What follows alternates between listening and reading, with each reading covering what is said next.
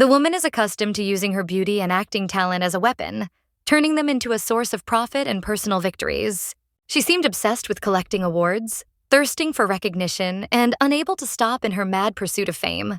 She was often told that she was incredibly beautiful, and this nickname became her calling card and part of her image. Movie star Alina, surrounded by attention and luxury, suddenly found herself in a strange and incomprehensible place, far from the familiar world. The cold made her shiver, and it was then that, unable to bear it any longer, Alina opened her eyes, trying to understand what had happened to her. She saw a huge mountain in front of her, unable to comprehend its nature, as if this vision was implausible. Everything around looked absurd, because she didn't understand why such a mountain stood in the forest and how it ended up there at all. Just 2 hours ago, she was on a film set where she could ask for a stunt double for dangerous scenes. Alina stubbornly convinced herself that she had to try hard if she wanted to receive a prestigious award this year, too. Nadezhda warned her that strange things were happening and the missing people were never found, but filming began anyway. Serious safety measures were put in place there, and several tests were conducted on dummies, demonstrating the reliability of the conditions. It looked scary, but if the rules were followed, it was safe unless an unforeseen incident occurred. This is exactly the incident that occurred when Alina fell and flew down a dangerous cliff. She fell straight into the ocean, but now there was a dense forest around her, which confused her even more. She felt like the filming was taking place in the summer, so it was strange to find herself in a place with such harsh and cold weather. Gradually, Alina decided that perhaps these were some kind of hidden cameras and that it was just a prank going on. However, common sense dictated that no one would film in such dangerous conditions without preparation. She thought that everything that was happening could be just an illusion caused by the shock after a strong blow. Suddenly, a huge monster appeared before her eyes, seeming incredibly real to her. The creature didn't hesitate and rushed towards Alina. Its movements were fast and threatening, as if death itself was rushing towards her. At first, it seemed to the girl that all this was just an illusion, a game of her mind, tired of fear and tension. But the monster continued to approach faster and faster and had already begun to attack, not giving her a second to think or try to escape. Alina's heart was pounding so hard that she felt like it would burst out. She didn't understand what or who she had collided with. The monster jumped at her again and again, trying to reach her with its claws, as if it had no intention of stopping. Suddenly, a bright flash pierced the darkness, so powerful that the darkness scattered around as if it had never been there. The monster began to bleed thickly, because the enemy, invisible to her, had already dealt a fatal blow and stopped the attack. A tall blonde man in a fur coat appeared in front of Alina's figure, as if he had appeared out of thin air. The girl decided that there was a man in front of her, but there was something frightening in his actions and heavy steps towards her. Alina's legs seemed to be rooted to the ground, numb with fear, and she could not move to escape. The man addressed her in a strange language that sounded alien and completely incomprehensible. She tried to say something in response, but her words were just as unclear to him. The man did not stop talking, continuing to address her, and Alina was at a loss, not knowing what to do. It seemed to her that the problem was not in her, but in the language. And suddenly the season itself changed around her. Even the monster that attacked her looked so strange, as if it were part of a ridiculous dream. Everything indicated that the girl found herself in another world, far from familiar reality. But there is no way to verify this, since such movements have always been considered a fairy tale and fantasy. Something like this could only be found on the pages of novels or in manhwa, but not in the destinies of living people existing in reality. In books, the heroes often quickly began to understand a foreign language, as if it had always been familiar to them, as if their memory was being opened anew. The man extended his hand and Alina looked at him anxiously, not knowing whether to trust him or whether it was better to keep her distance from the stranger. Reason told me that now was the right time to accept the help extended, even if my heart was constricted with fear and uncertainty about what was happening. Gathering her courage, she carefully placed her hand in his, feeling the trembling and tension slowly building inside her. At that very moment, a golden bracelet appeared on her wrist, softly glowing as if absorbing the breath of a new world. Alina had absolutely no idea what this sign meant. She was overcome with confusion, bewilderment, and slight panic.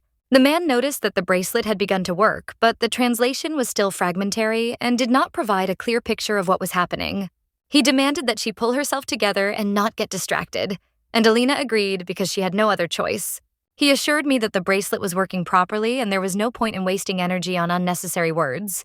Everything would come with time. The girl decided that the device in this world acts as a translator, helping to understand someone else's speech. Then she asked who she was to him and where exactly she ended up, because the answer tormented her heart. The man responded with a counter-question, asking whether the name of the place would help her to understand anything and understand what was happening. Alina admitted that she was unlikely to figure it out, but inside she still felt a burning curiosity. He said that it was up to her to decide who she would become. There would be no other answer. These words sounded unexpectedly wise, and Alina smiled slightly, agreeing with his thought. Now she clearly understood that she had been transported to a strange and completely different world, unlike the previous one. The man didn't show surprise or shock, as if he saw this every day and was used to it. For him, such cases seemed normal, like a part of life that he did not consider strange. She still asked if he had met other people who had ended up in this world by accident. He admitted that he usually only found their remains, but this was the first time he had seen a living girl. Then Alina understood why he spoke so calmly and coolly without looking up from his work. She was left alone with her thoughts while the man methodically and calmly cleaned his sword. Alina didn't know who he really was, but she decided to stay close for her own safety. Pulling herself together, she slowly stood up and walked closer to the man, overcoming her fear. She assumed he was a warrior or a knight, accustomed to fighting monsters and death. But his cold smile only caused her intense fear and internal trembling. He really fit the image of a stern and ruthless Duke of the North. The Duke of the North always had a stern face in which there was no room for kindness. His gaze seemed to burn with cold, and one blow could throw the monster aside. The gentleman gave his name, Andre, ruler of Lenberd, Duke of the northern lands of Icklin. Alina was truly surprised because he really turned out to be that very Duke of the North. She gave her name and noted with slight embarrassment that she was pleased to meet you. Alina's real name was known to few, but abroad she introduced herself differently. And it was this name that she used in official and social circles. The Duke of the North noticed her hand and asked what was wrong with it, to which Alina explained that it was a special greeting common in her home. The girl was surprised to realize that she would have to explain the intricacies of her etiquette, and began to understand that the rules here could be very different from what she was used to.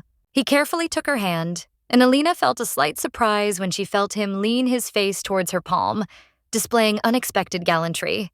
The Duke simply kissed her hand without adding any words, and this simple action immediately caused confusion and bewilderment in Alina. Because of this unexpected gesture, Alina felt a surge of embarrassment, not knowing how to react to such unusual attention from a man. She had not expected at all that the Duke would act exactly like that, because her thoughts were about a simple handshake. But then something much more intimate and unusual happened. Afterwards, he smiled and greeted her, noting her status as a foreigner, which simultaneously added a slight touch of playfulness and interest to the situation. Alina tried to comprehend what was happening. The Duke had just kissed the back of her hand, and it seemed completely unbelievable and even unreal to her. She had only seen this kind of thing before on film sets or at official awards ceremonies. But here the Duke of the North, accustomed to sports and balls, showed unusual gallantry himself. He noted that Alina looked simple, like a commoner, but behaved with the dignity of a lady, to which the girl explained that in her native land there was no division into nobility and common people. Everyone was equal. The Duke made a remark that if she were an aristocrat, perhaps she could be more useful, which made Alina wonder about ulterior motives. She realized that he might be trying to take advantage of the man he had just saved, and this made her a little wary and wonder about his intentions. The girl decided to carefully clarify whether this meant that she was useless if she did not belong to the nobility, and he replied that everything depended on her skills and abilities. Alina asked what would happen if she couldn't be of any use at all, feeling a little nervous and anxious about her future with the Duke.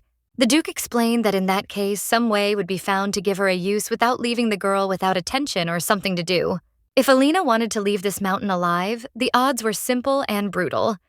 Every step required precise calculation, otherwise death was inevitable. She understood that her chances depended on how convincingly she could prove her worth to him. She began to tell me that her skills and knowledge could be useful in this world, that she could do a lot of things that could be useful if she was trusted with life and a role among the people who surrounded her. Alina added that her existence had always been a light and salt for those who knew her. Her actions brought joy and inspiration, and she wanted to transfer that influence here to a new land where everything was foreign. She was convinced that it would be important here too, and she declared that she was ready to sacrifice everything in order to become necessary, to prove that her presence was worthwhile, even if she had to give up a lot. He listened to her and said that if she wanted to survive in these conditions, if she really intended to live, She would have to give something real and valuable in exchange for this opportunity. He emphasized that her arrival seemed primitive to him, that no one was yet convinced of her abilities, and only real actions could confirm her importance and necessity in this world. Alina decided to argue and declared that she was capable of contributing to the development of culture and art, demonstrating skills that could be useful, to prove that she was not just an alien, but a valuable participant. It might be hard to appreciate at first, not immediately noticeable, but the experience and skill she brought with her could change people's minds about her significance if she could demonstrate it. In her home world, she was a renowned actress, known to everyone. Her ability to move her body and express emotions was mesmerizing, and every step she took on stage was perceived as art, especially in acting. He suggested that she demonstrate her skills right now to verify her talent and assess how capable she was of applying her skills in new conditions.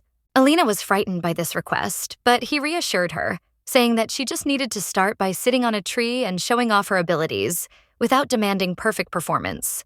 She doubted whether it was necessary to do it right there, but he saw nothing strange in it and insisted that she begin without delay, right where she stood. She then asked who exactly she should play, trying to figure out how best to showcase her skills and what emotions to show to convince him of her worth. He said it didn't matter who exactly she played. What was more important was the demonstration of skill itself, her ability to convey emotion and create an impression that would convince him. He finally clarified that it would be best to play a villain, to test her ability to own a role and improvise, to control the stage and attention, showing the character's personality. Suddenly, the golden spark seemed to mean she had to improvise, use all her skill and creative courage to convince him of her unique value. Alina nevertheless decided to take on this test, realizing that an attempt was the only chance to survive, and that courage and determination could save her where weakness would lead to defeat. She knew it was worth a try. It was still better than just waiting to die, and every step she took up that tree was a chance to prove that her skills were important and valuable. Suddenly, she found herself close to him, feeling the tension and the risk, but at the same time understanding that this was the only way to show her skill, confidence, and courage, which he was testing. He was frightened by this approach because he had not expected such determination, and she pressed her face against him, showing all the courage and skill that she hid within herself, ready to prove that she was capable of survival. She tried to understand who stood before her. What kind of man could command her so directly?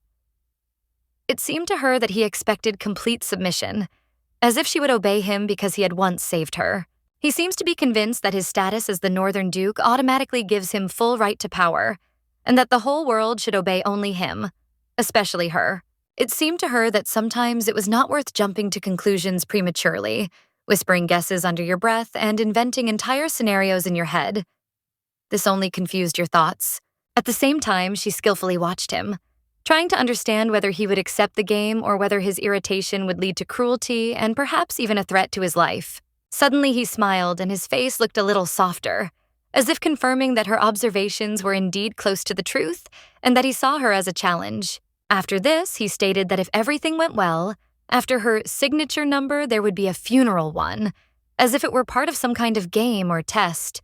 She wondered why he was talking to himself, since he had a person in front of him with whom he could discuss events directly, rather than engage in an internal monologue. The thought flashed through her head that perhaps she had gone too far and guessed his intentions too deeply or invaded his personal space.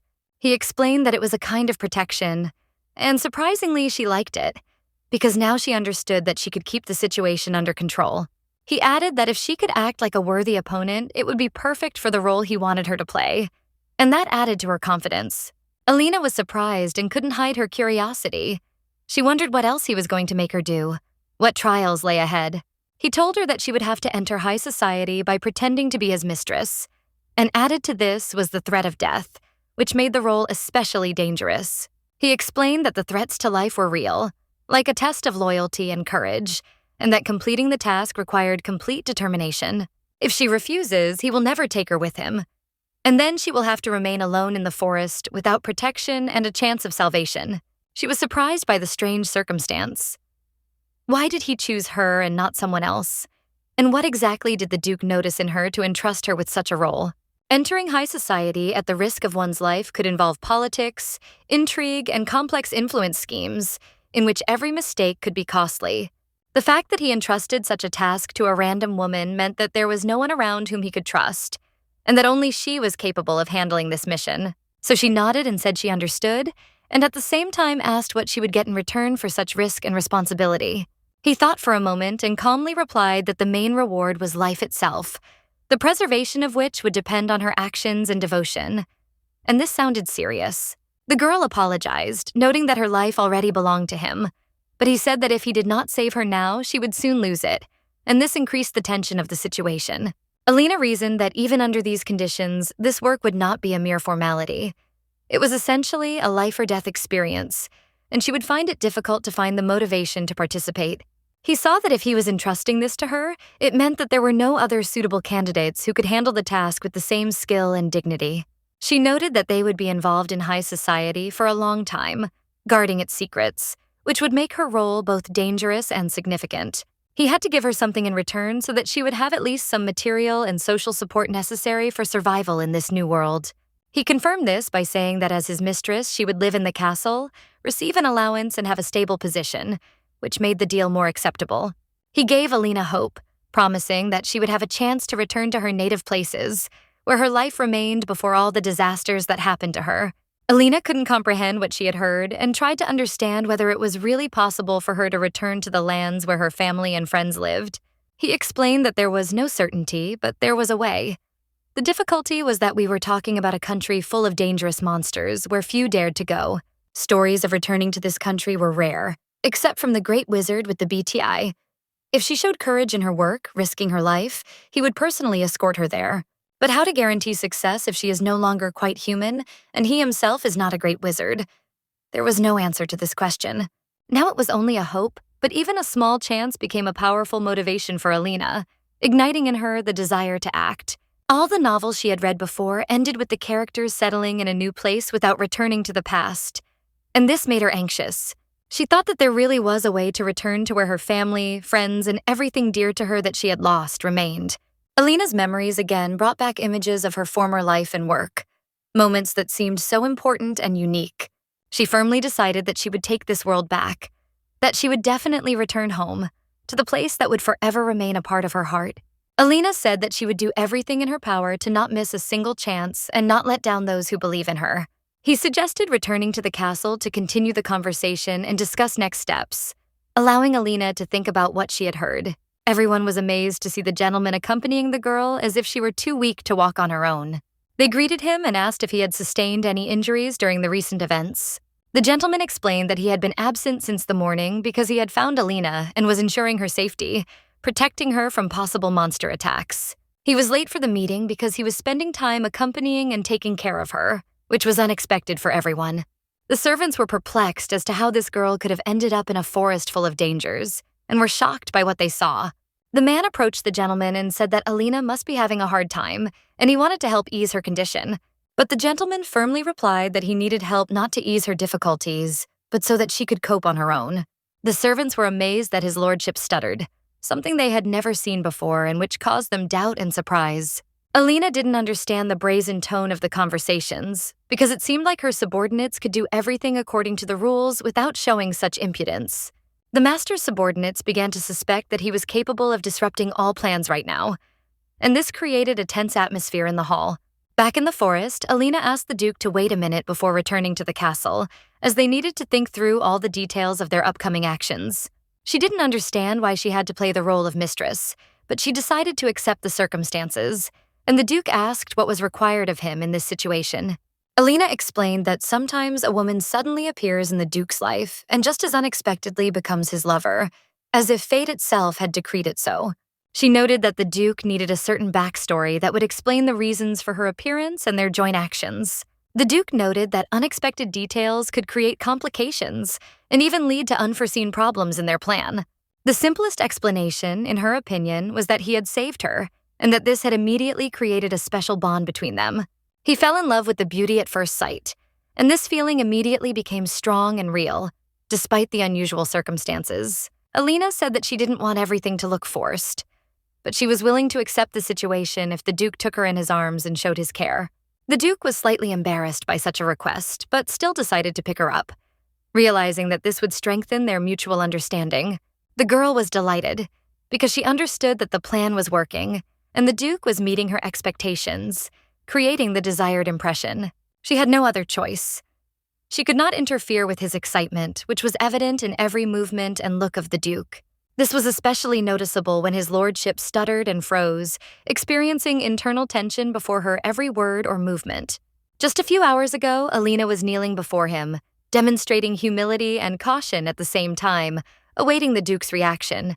The Duke looked at her very menacingly, and his gaze was so serious that the girl involuntarily felt fear and anxiety at the same time.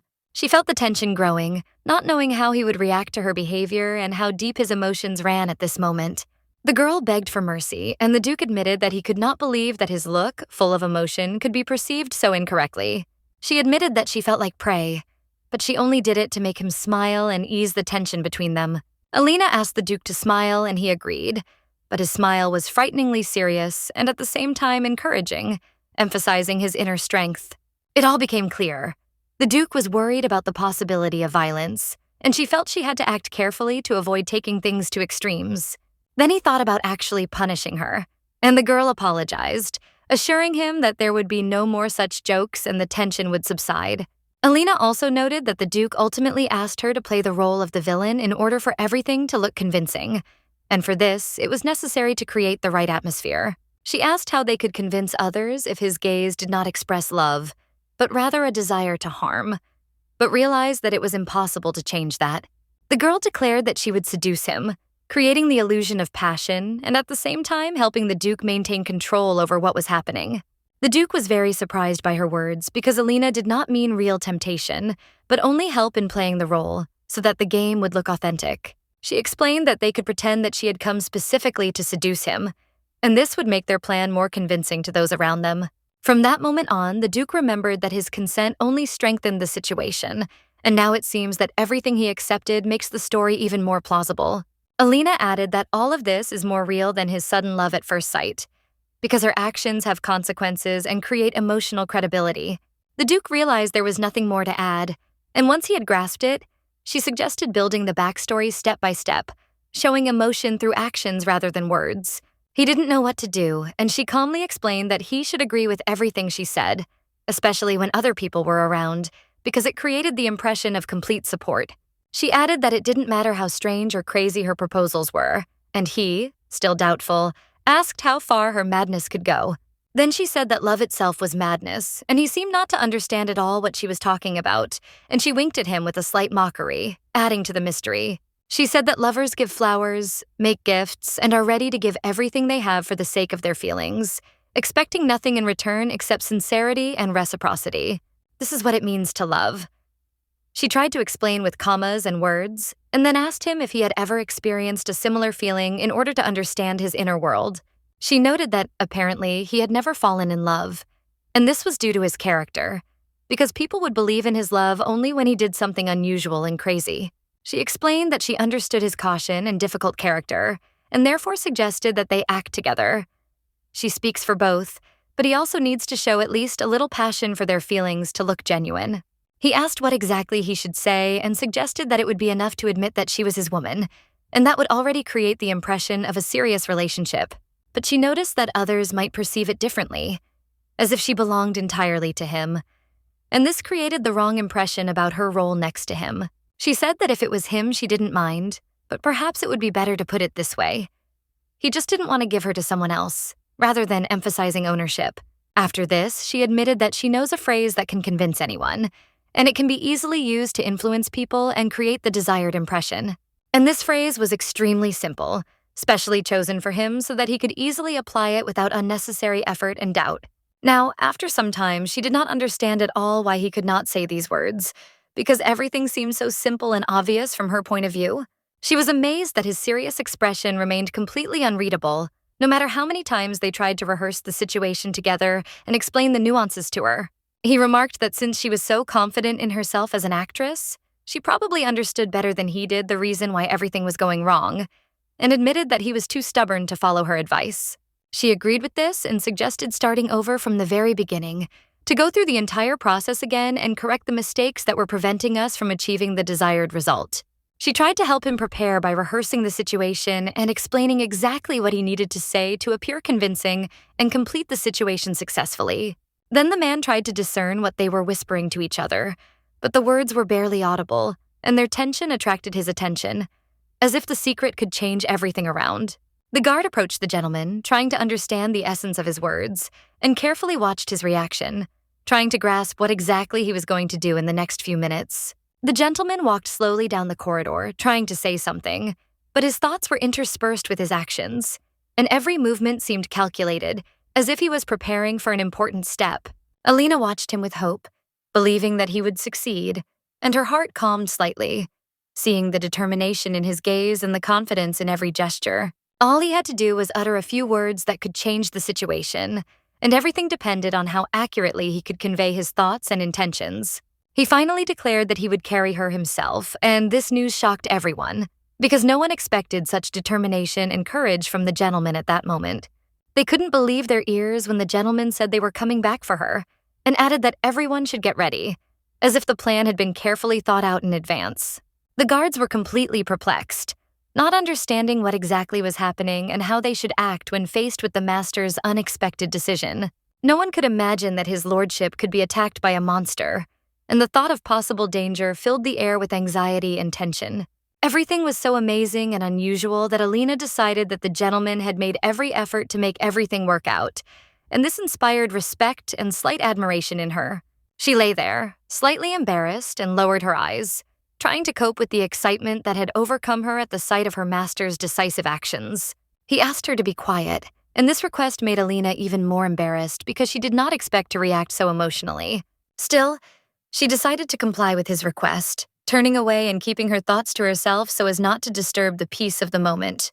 He couldn't understand her reaction, and she explained that she would simply try to behave as well, trying to match his determination and behavior. After a while, they leisurely walked through the castle, examining the interiors and catching every detail that could tell about its grandeur and order. The servants greeted the master and informed him that dinner was ready, demonstrating restrained respect and a willingness to carry out all his orders without asking unnecessary questions. The gentleman noted that it was also necessary to prepare dinner for his guests, showing care and attention to everyone present in the castle, as if he had thought through everything down to the smallest detail.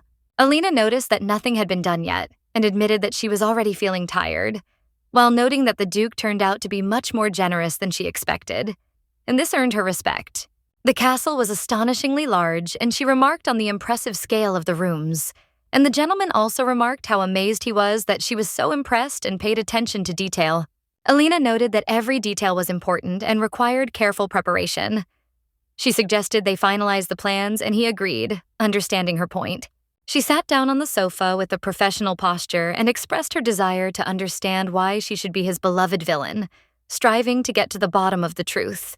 The Duke explained that his supposed bride had died and was rumored to be a villain, but he considered these rumors to be trivial and did not attach any importance to them, seeing everything differently. He noted that condolences were not needed. He was simply outraged that someone dared to interfere with him choosing a spouse according to his own discretion and taste. She clarified whether his choice did not mean love or that it was almost a formality, a marriage for the sake of circumstances, and tried to understand the Duke's real motives. He added that he does not perceive the nickname Northern Duke as a compliment, but rather as a designation of his position, power, and influence, rather than beauty or charm. She was surprised and noted that his appearance was truly impressive. His demeanor and external attractiveness did not leave anyone indifferent. However, that didn't seem important now. Alina inquired about how his fiancée had died, trying to understand the mysterious circumstances of the tragedy. He explained that people had previously cared little about this place. It was located far from the center of the kingdom, and prosperity came gradually until gold mining began here. After the mines opened, there were many offers for positions, and he chose the quietest and most insignificant defensive position so as not to attract unnecessary attention. The bride died the night before the engagement right in his estate, which was a real shock and called into question the safety even within the closed walls of the duchy. This became a challenge for the Lenberg Duchy. It was outrageous that a murder could be committed calmly inside the estate, violating all notions of security. The Duke emphasized that this was a warning. The future wife must be worthy to withstand the trials and meet the high demands of the family and position. He explained that most people considered it a suicide, but the depth of the situation was too complex to be perceived as a simple event, requiring special attention. Alina was shocked by his confidence. The Duke showed her with his gaze that he was handling the situation and understood its depth without doubting his actions. He noted that few people were capable of such actions, had never held anything more dangerous than a kitchen knife. The investigation was completed, and the defense unit refused to intervene. Therefore, he considered it necessary to conduct an independent investigation, which required a person who could fit organically into society. Just at that moment, a servant entered and asked for permission. Of course, he had servants for all household needs, but Alina forgot about them, which became a problem, because her clothes were from another world and there were no suitable ones in the house. Perhaps the only thing left to do was to wrap myself in my cloak again, but the Duke advised that it would be better to go and undress in the bathroom to tidy myself up and prepare for the events. He warned her that she might be noticed while changing and suggested that she simply walk through dressed, ignoring the curious glances. Alina noted that in any case, her outfit will immediately catch the eye, as its uniqueness and style clearly stand out from the usual surroundings. The Duchess then said she had an idea and warned that what was happening might seem strange, but it was part of her plan and preparation. He assured her that everything was fine and she could act as she wished, and she added that she would now show what real acting was. The servant stood there perplexed, not understanding why no one was answering the door, and tried to find a logical explanation for what was happening. Alina turned to his lordship again, and he turned to the deer, and she told him not to worry and to calmly observe everything that was happening. She understood that performing a performance with an audience would be difficult, and she was afraid that no one would be able to fully grasp the essence of her actions. The Duchess asked him to speak, and she used her stomach to make his voice clearly audible even behind the door, enhancing the effect of presence. For her, this was a trifle, because Alina was a world-class actress, accustomed to coping with any difficulties and surprising those around her. She briefly explained that she did not want the servants to touch the Duke, considering it an invasion of personal space and part of her plan. The maids were shocked when they heard her scream, forbidding anyone to touch the Duke's body, not understanding the essence of what was happening. They also couldn't understand what exactly was going on behind the door, and why the Duchess was so tightly controlling the situation. Alina understood their confusion, but insisted that they were obliged to play along and behave as her production required. She opened the door and gave the order for the servants to return to work, leaving her and the Duke alone, demonstrating sternness and confidence. The Duke himself confirmed that they did not need servants and ordered them to leave the room to maintain privacy and concentration. After this, the servants immediately left the room, and the Duke was left alone with Alina, creating an atmosphere of complete control and trust. When everyone left, she was still nervous, but she understood that this was an important part of the job, and her actions were recognized as excellent and successful. The Duke expressed satisfaction, noting that he too was pleased with what was happening and appreciated her professionalism and confidence. After this, she announced that now one could enjoy taking a bath and specified where exactly the bathroom for relaxation was located. He pointed in the direction, and Alina was finally able to catch her breath, thinking about how to get rid of the unusual clothes without yet having come up with a final solution. As she approached the bathtub, she was finally able to breathe freely, feeling relieved and able to relax after the tense moments. She froze in her tracks when she saw the bathtub with 2 robes standing next to it, adding to the feeling of comfort and readiness to rest after all the experiences. She had another interesting idea in mind, so she wanted him to come closer, watching her every move with a slight smile. Alina, Duke of the North, wore a light robe that barely covered her figure, leaving room for play and anticipation that hung in the air. After this, she asked him to rip her clothes, as if testing his resolve in reaction to the bold proposal she had just made. She didn't understand why he wasn't doing anything yet, so she moved closer, feeling a little nervous about his confusion and her own initiative. It was very cute. He turned away because almost everything was left in her robe and he was embarrassed, but the tension gave the scene a special charm. She said he could handle it. It was like tearing paper, and that encouraged him, and he quickly began to tear her clothes, trying to follow her hints. But she soon noticed that he was not doing it as easily as he seemed, and asked if it was really so difficult for him to do, watching his efforts. Then he quickly pulled her close and closed her mouth, as if warning her that the danger might be closer than she thought, and that she needed to act carefully. She asked what he was doing, and he replied that someone was eavesdropping on them, creating an atmosphere of unexpected tension and slight fear about what was happening. She thought it might be a spy or an assassin, and he confirmed her suspicions, remaining calm as if he encountered this often and was no longer surprised. He debated whether to kill them or spare them, but the lady insisted that it was not worth killing, demonstrating common sense and concern to avoid unnecessary violence. He looked crazy, and it was unpleasant to think that someone could die. So she asked him to act differently so that the situation would not turn into a tragedy. She suggested that instead of killing them, they could use them here and now, creating a plausible situation to deceive them, which turned out to be more reasonable than cruelty.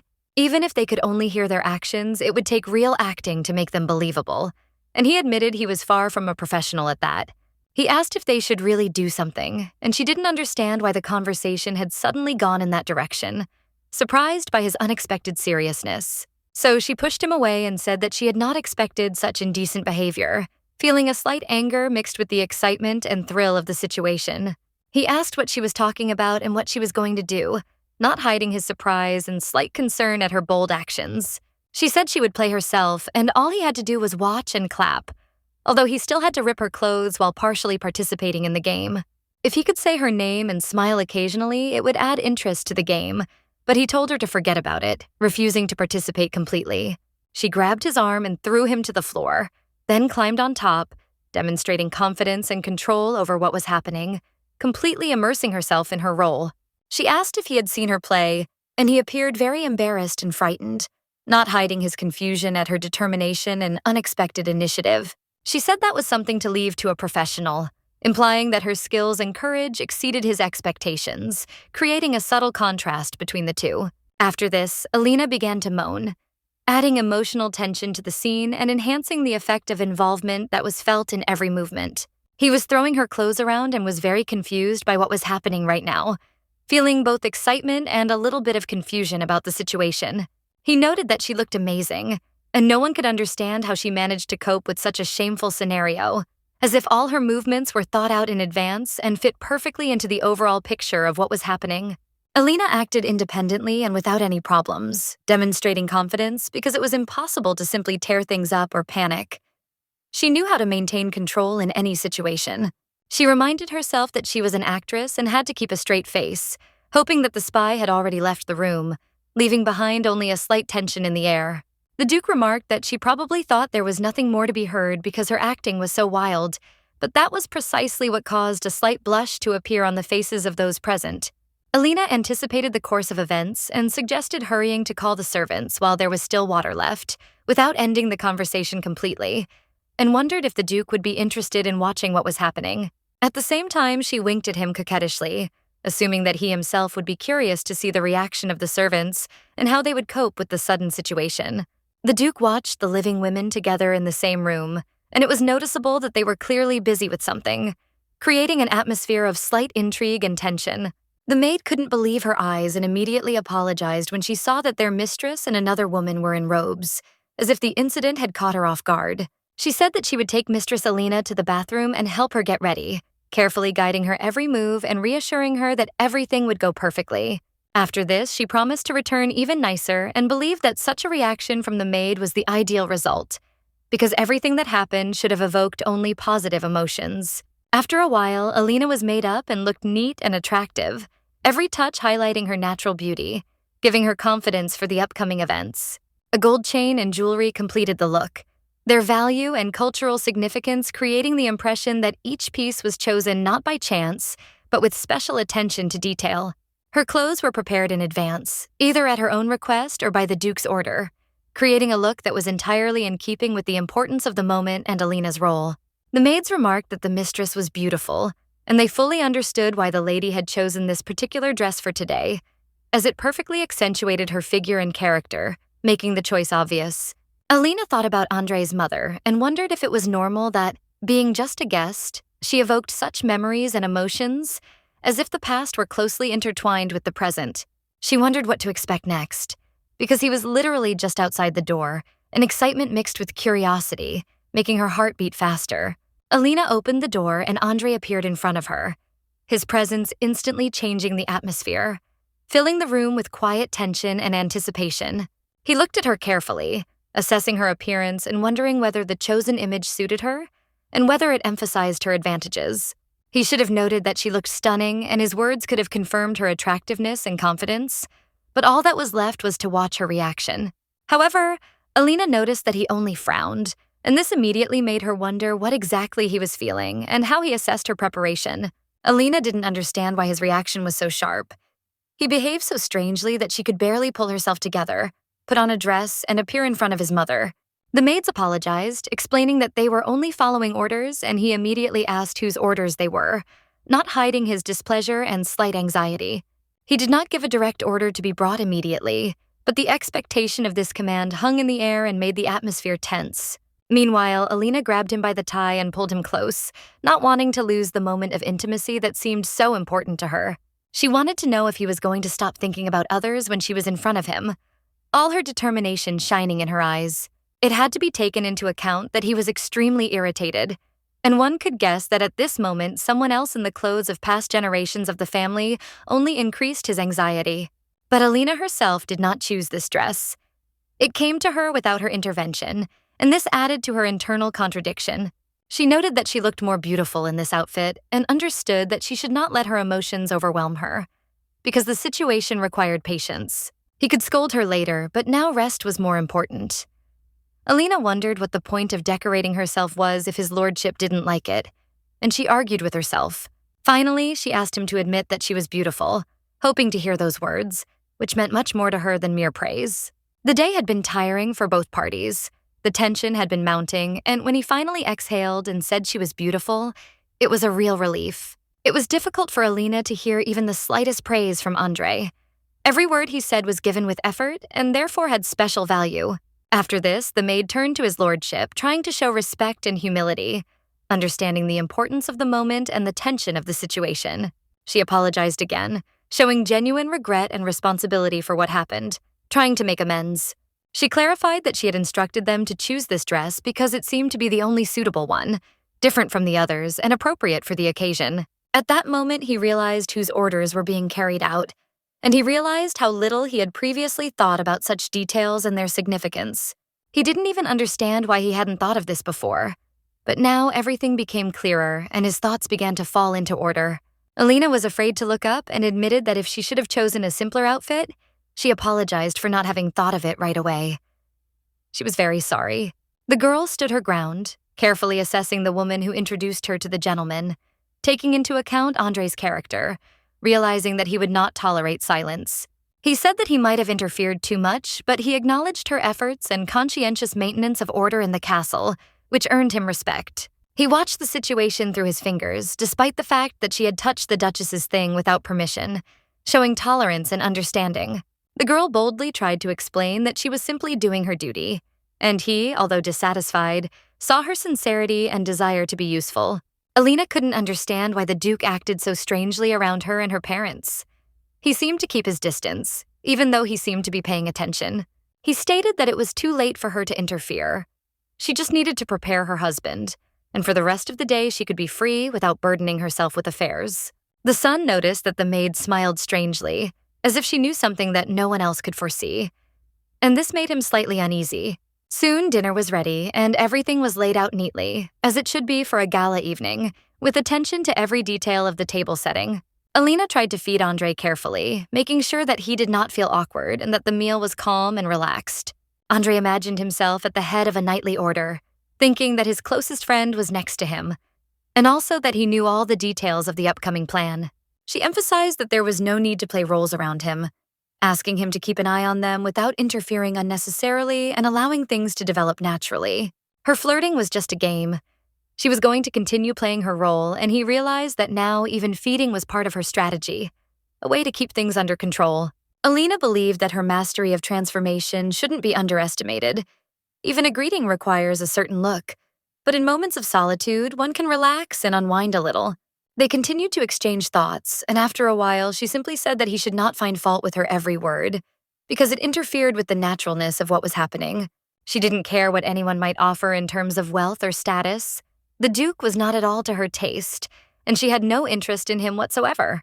The Duke was taken aback by her words, but she calmly explained that money was important, but she liked people who showed kindness and tenderness, and not just material advantages.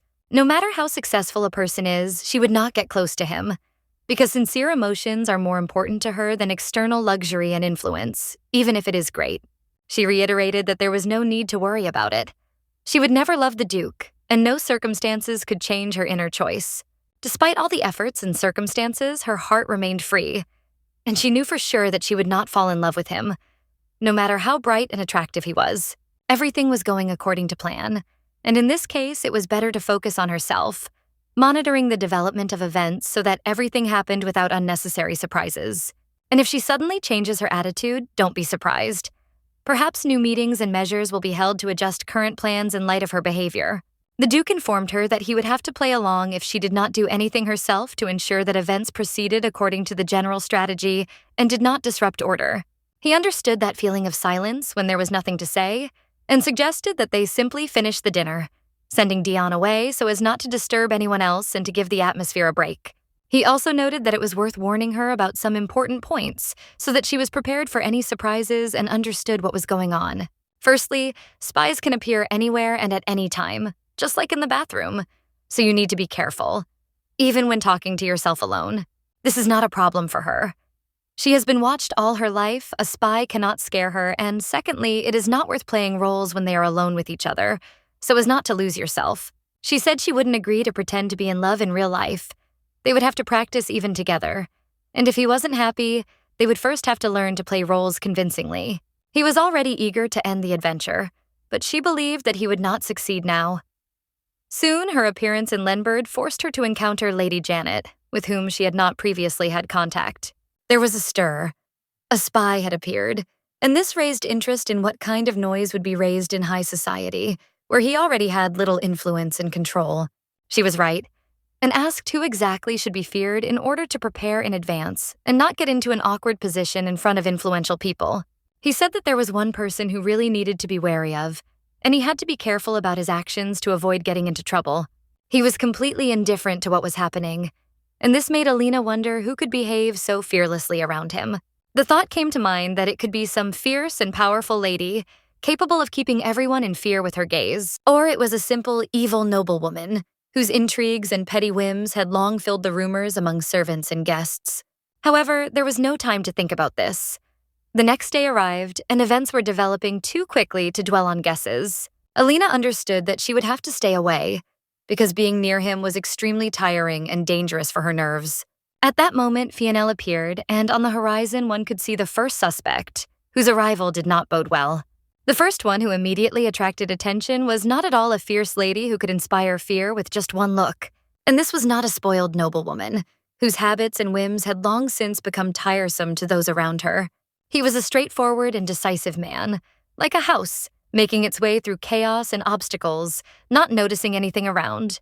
Alina was shocked when she noticed him. It was so unexpected that she couldn't immediately understand what was happening. Fionele, noticing Alina's reaction, looked happy. She explained that she was worried about his heart and was afraid that it might get hurt again.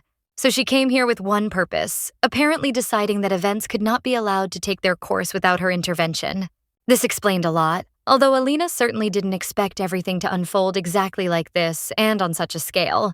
It had only been a month since the tragic death of his fiancée Ariel, taking into account the length of the funeral ceremony and the time spent on the journey. She immediately followed him after the funeral, probably hoping to take the vacant place next to him, not giving him the opportunity to be alone. The situation was too dangerous.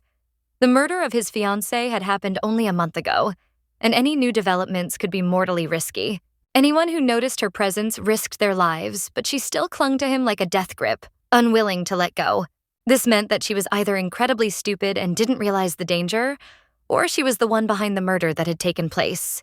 While watching her, it was clear that she needed to be treated with extreme caution in order not to fall into the trap of her actions. Andre noted to himself that he did not recall inviting her here or expecting such a visit, which increased the tension of the situation. Fionel explained that she knew he wouldn't invite anyone after his heartbreak, but she decided to show up anyway to reassure him. She was ready to be an uninvited guest, if only to provide at least some comfort and protection to his feelings during this difficult period. Alina, not wanting to lose control of the situation, grabbed his hand and tried to walk away with him, taking everyone else out of sight. Fionel burst into tears and begged for his sympathy to stay with her, not letting him go, showing that she truly cared about him. But if he goes too fast, she simply won't be able to keep up with him, and the situation could get out of control, leaving everyone on edge. But they ran even faster. So Alina cried harder, feeling both fear and confusion, as if all her energy had evaporated in an instant. Although they seemed to be walking slowly, they were actually running at an incredible speed, almost as if they were flying, as if every step was filled with strength and determination. Fionele noticed that she did not understand why Andre showed such concern for this woman and who she was to him at all, causing her a strange feeling of jealousy and surprise. The Duke explained that he had picked her up along the way, as if a chance meeting had turned into a need to help someone he barely knew. But sympathy took over. And yet, it cannot be said that Fionele did not suffer, because her emotions were seething inside, mixed with bewilderment, anxiety, and a little envy of someone else's closeness to Andre. She eventually caught up with them, driven by her straightforward nature. If Andre had been the finish line, she would have certainly won, demonstrating incredible willpower and tenacity. Alina felt tired after the long trip. Her waist and back ached badly, so she wanted Andre to take her hand to at least slightly ease the weight of his steps. But she didn't understand why he was refusing, because it was just a simple touch that could make her path easier and bring a feeling of support. She thought it was really quite simple, and yet her expression showed all the incomprehension, as if such a small action was a difficult task. With her appearance, she wanted to show that the deer needed to be removed from here, expressing a desire to stop unnecessary obstacles and clear the space of outside interference. He quietly tried to move her, realizing that with such people, it was better to act carefully in order to avoid conflicts and maintain control of the situation. So Alina took Andre's hand and pressed herself against him, as if she wanted to feel the support and warmth that helped her cope with the internal tension and fatigue. She decided to counterattack, declaring her hunger and fatigue, explaining that standing for long periods was hard, her shoes were rubbing her feet, and that now she needed some peace and rest. Unfortunately, Fionela Alina came from Korea, where a sweet and childish demeanor in public was considered normal, which sometimes left those around her puzzled by her usual seriousness.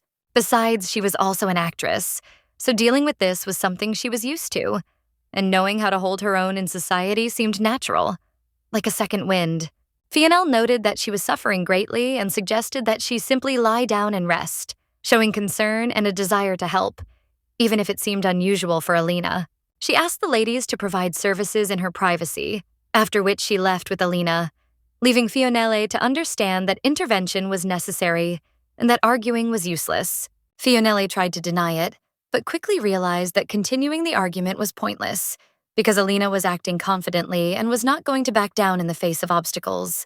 Finally, Alina stuck her tongue out at her, expressing playful irritation and slight mockery, as if trying to relieve the tension and show that she would not give in to her mood. And this greatly infuriated Fionele, causing a storm of emotions that were mixed with surprise and indignation, because such a gesture was unexpected and slightly provocative. Victory for the mercy of Korea.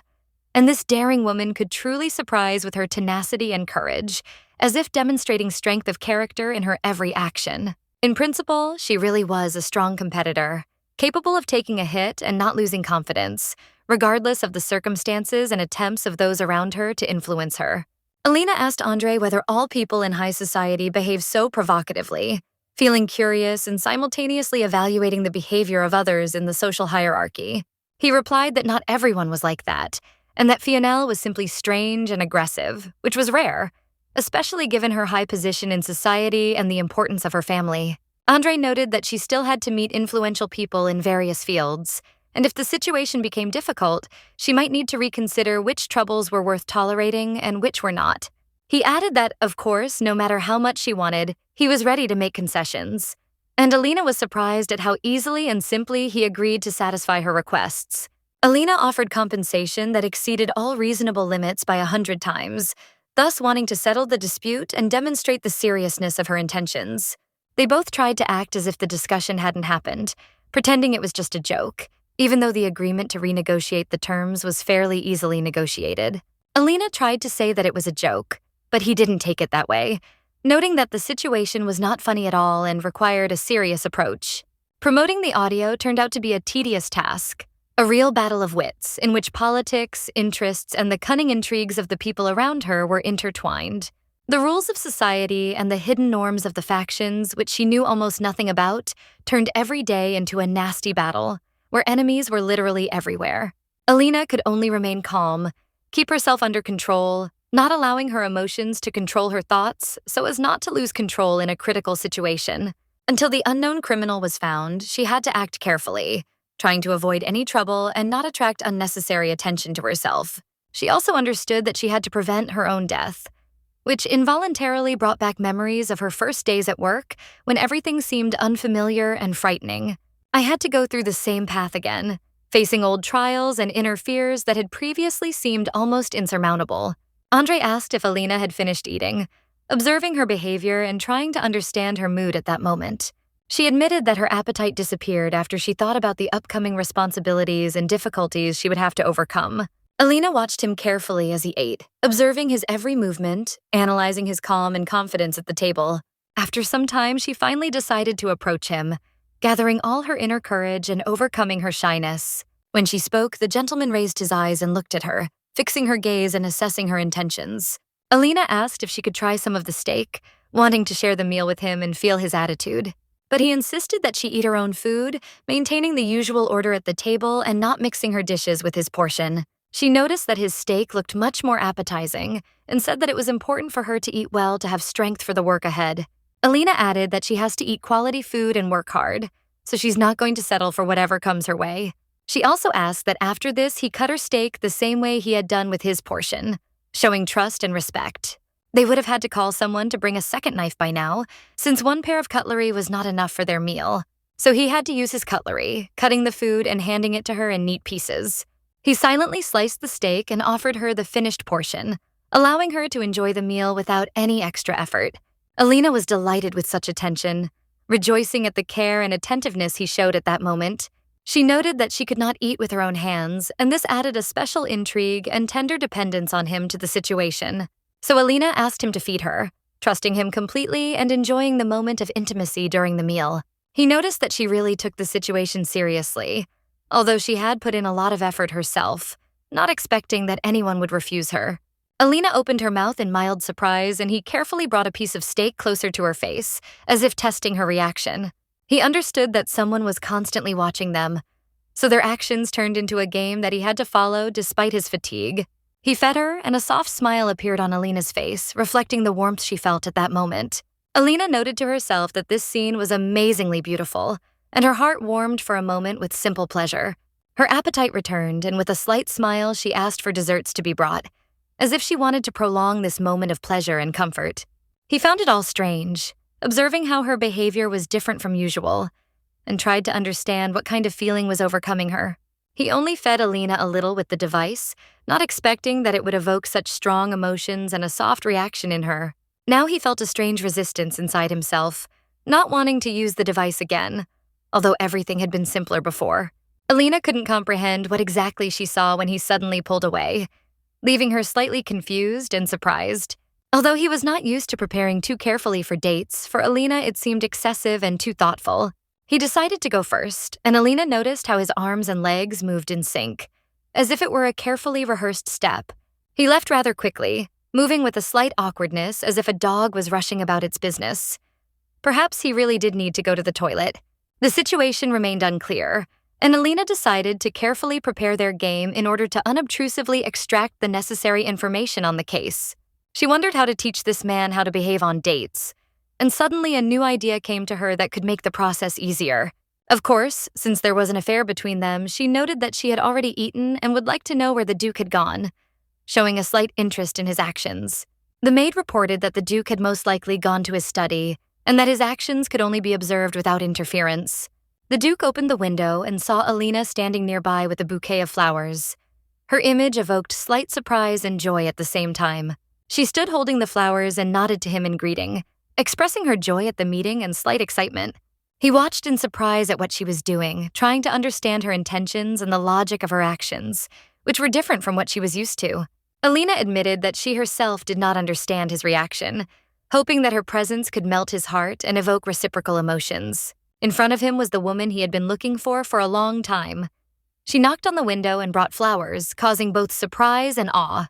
He invited her inside, expecting her to use the door to maintain the usual boundaries of decency and order. However, Alina surprised him by climbing through the window, violating his expectations and demonstrating a slight audacity and ease. He noticed that Alina spoke about the pleasant atmosphere and how well she controlled her body, showing confidence in every movement. She, sitting fragile and graceful, suddenly showed inner strength and asked if he had developed romantic feelings for her, creating an unexpected atmosphere. He noted that they seemed to have agreed not to fall in love, and she replied that something similar had happened before, but now it was important for her to teach him a certain behavior, and she understood why she had come. She explained that the purpose of her visit was to create a situation that would awaken a light romance in the Duke's heart, leaving pleasant emotions and subtle tension in it. He noted that it was difficult for him to understand the meaning of what was happening, since she had previously refused the hand extended through the window, demonstrating independence and pride. She admitted that, frankly speaking, she simply didn't think about it in time, and by the end of the day, she was completely tired, so her actions had no hidden meaning. When he noted that she always had the last word, it evoked a slight smile and a sense of the usual struggle for initiative in conversation. She explained that this skill is experience in surviving in the entertainment industry, where it is necessary to be able to maintain control and influence the situation even in small details. He realized that he simply couldn't show her the door, otherwise things would take a strange turn, and it could affect their relationship in unpredictable ways. The servants would start spreading rumors about them, so he agreed to leave her here so that she could be around quietly, without unnecessary attention from strangers. She sat down and joked, asking if it was okay to at least blink, adding a lightness and playfulness to their time together. She also emphasized that he should not worry. Her presence is only a help. She never interferes and always acts for the good of the Duke. She decided to sit quietly and read a book, leaving him the opportunity to concentrate on work, creating space for everyone's personal comfort. He only told her to rest, without interfering with her plans, giving her the opportunity to recuperate after a busy day. After that, he went to his desk, immersing himself in work, allowing Alina to enjoy a moment of peace and quiet comfort. He noted that she had been busy with things since the morning, and this was unusual to hear from him, because he usually rarely notices such little things. Her attention to detail and diligence struck him as highly unusual and admirable, adding to his interest in her personality and actions. She understood that there was no need to thank him.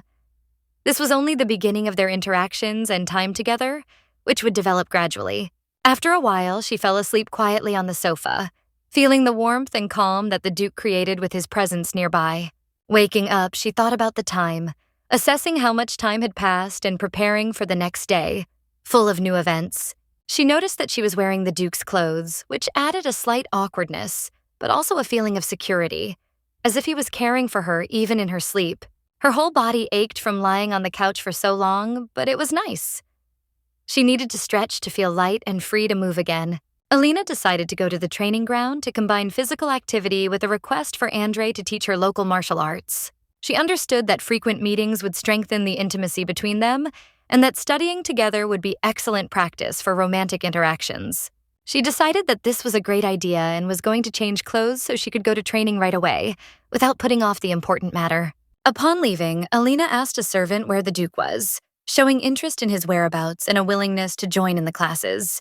The maid reported that the Duke had gone to the training ground, giving directions and creating the feeling of a normal daily routine. Alina wondered why the servant behaved so disrespectfully towards his master's guest, as if she were a nobody, although the Duke showed care and attention.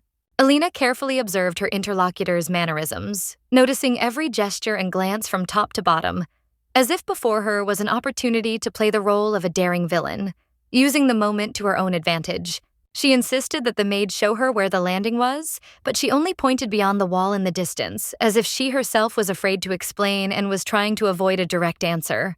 Alina didn't understand why she should argue with this behavior, because it seemed illogical and at the same time irritated her more than she could allow herself to admit. An idea flashed through her mind that perhaps the maid belonged to Ariel, and therefore did not specify the location of the site, which is why Alina was completely lost among the labyrinth of gardens. The girl was surprised to notice how tangled the garden paths were, and could not understand who created such places where it was easy to lose one's way and get lost without the slightest opportunity to orient oneself. Suddenly, Alina felt a chill, as if someone should pass by and show her the right way, at least someone who knew these places better so that she would not wander aimlessly. And then her attention was drawn to the silhouette of a man ahead, and she decided to find out who was there, moving carefully, listening to every step and sound around. When she stepped out onto the open area, she was overcome with confusion. Fionel was standing in front of her, and this meeting was a complete surprise for Alina, causing her to freeze in place. The girl couldn't understand why Fionel had appeared in such a strange state. She herself had been wandering for a long time, trying to get her bearings, and it seemed Fionel was also looking for Andre, facing the same confusion. Fionelli inquired about Alina's destination, but the Duchess found this odd. She noticed her interlocutor's informal tone and was surprised at how easily her true colors revealed themselves without Andre's presence. Alina explained that she was going to meet the Duke and noticed that Fionel seemed to be going there too, which made the situation even more tense and confusing. However, Fionel became angry with Alina, expressing bewilderment and dissatisfaction with her appearance, as if it were an insult to her personal status or dignity. Alina allowed herself to grimace a little and asked if Fionel thought she would be scared by the screams. Her self-confidence told her that she could easily win this game. Fionelli's response was to get even more heated, screaming and running towards Alina, which made the scene tense and created the feeling that a real conflict was about to break out. Alina tried to make sense of what was happening, but events were unfolding too quickly, and she could not fully understand Fionel's motivations and behavior, remaining confused. Fionel began asking questions about Alina's noble origins, trying to verify her status and place her in the castle's hierarchy to understand how worthy of respect she was. Alina replied that she was indeed not a commoner, demonstrating confidence and inner strength, not allowing anyone to doubt her origin and status among the guests. After this, Alina reminded them that they were both just guests in the Duke's castle, and that Fionel, despite her aggression, was unlikely to be capable of serious action, which calmed the tension a little.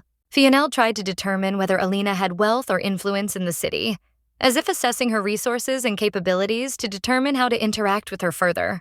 But Alina couldn't understand what was going on until Fionele said that if she had nothing, she should know her place, hinting at the need to adhere to certain rules and boundaries. Fionele continued to threaten, stating that if Alina's behavior did not change, she would have to face serious consequences, which created an atmosphere of danger and tension. Fionele directly promised Alina death, and these words seemed to pierce the air around her, causing alarm and wariness in the Duchess, forcing her to seriously consider the possible threat. Alina felt a slight thrill after these threats, realizing that the situation could be dangerous and that she should be careful, analyzing every step and every movement of Fionele. At that moment, she realized that Fionel could be the real killer, and her anxiety increased, because the threat seemed real and could have serious consequences for everyone around her. Alina understood that perhaps she herself did not yet realize the full scale of what was happening, but some people had already been hurt or killed, leaving a dark sense of danger. Some turned out to be weak and spineless, trembling next to the master, and this created an additional sense of threat, because such people are rarely able to protect themselves or others. Fionel's words sounded different than one might expect.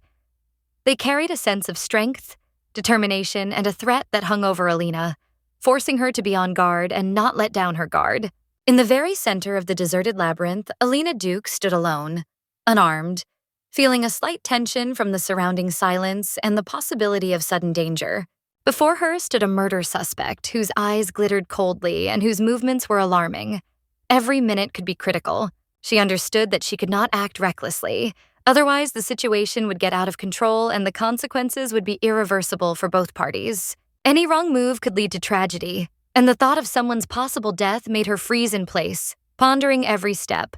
At first glance, the suspect might have had a weapon hidden under her lavish attire.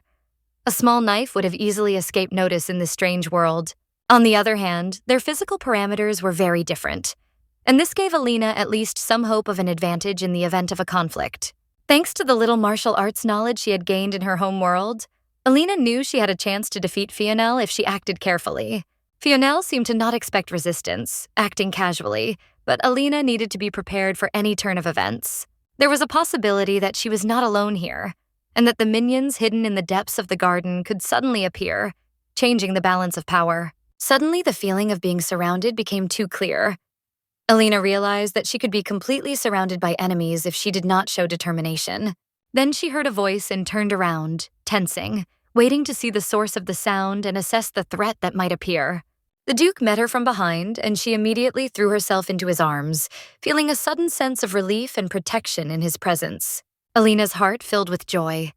She felt that she had been saved, and this feeling of security was almost tangible after the tension of the labyrinth.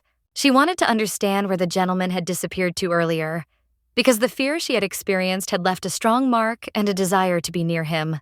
His gaze fell on Fionel, assessing the situation with composure and a willingness to understand the true intentions of those around him. He turned to Fionele, showing interest in what was happening, trying to determine who was really controlling the events in this strange place. Lady Alina took a step back, unsure of what to say, her thoughts trying to collect themselves after the tense encounter and the threat that still hung in the air. She survived and understood that the master was her ally. Alone, fear would have paralyzed her movements.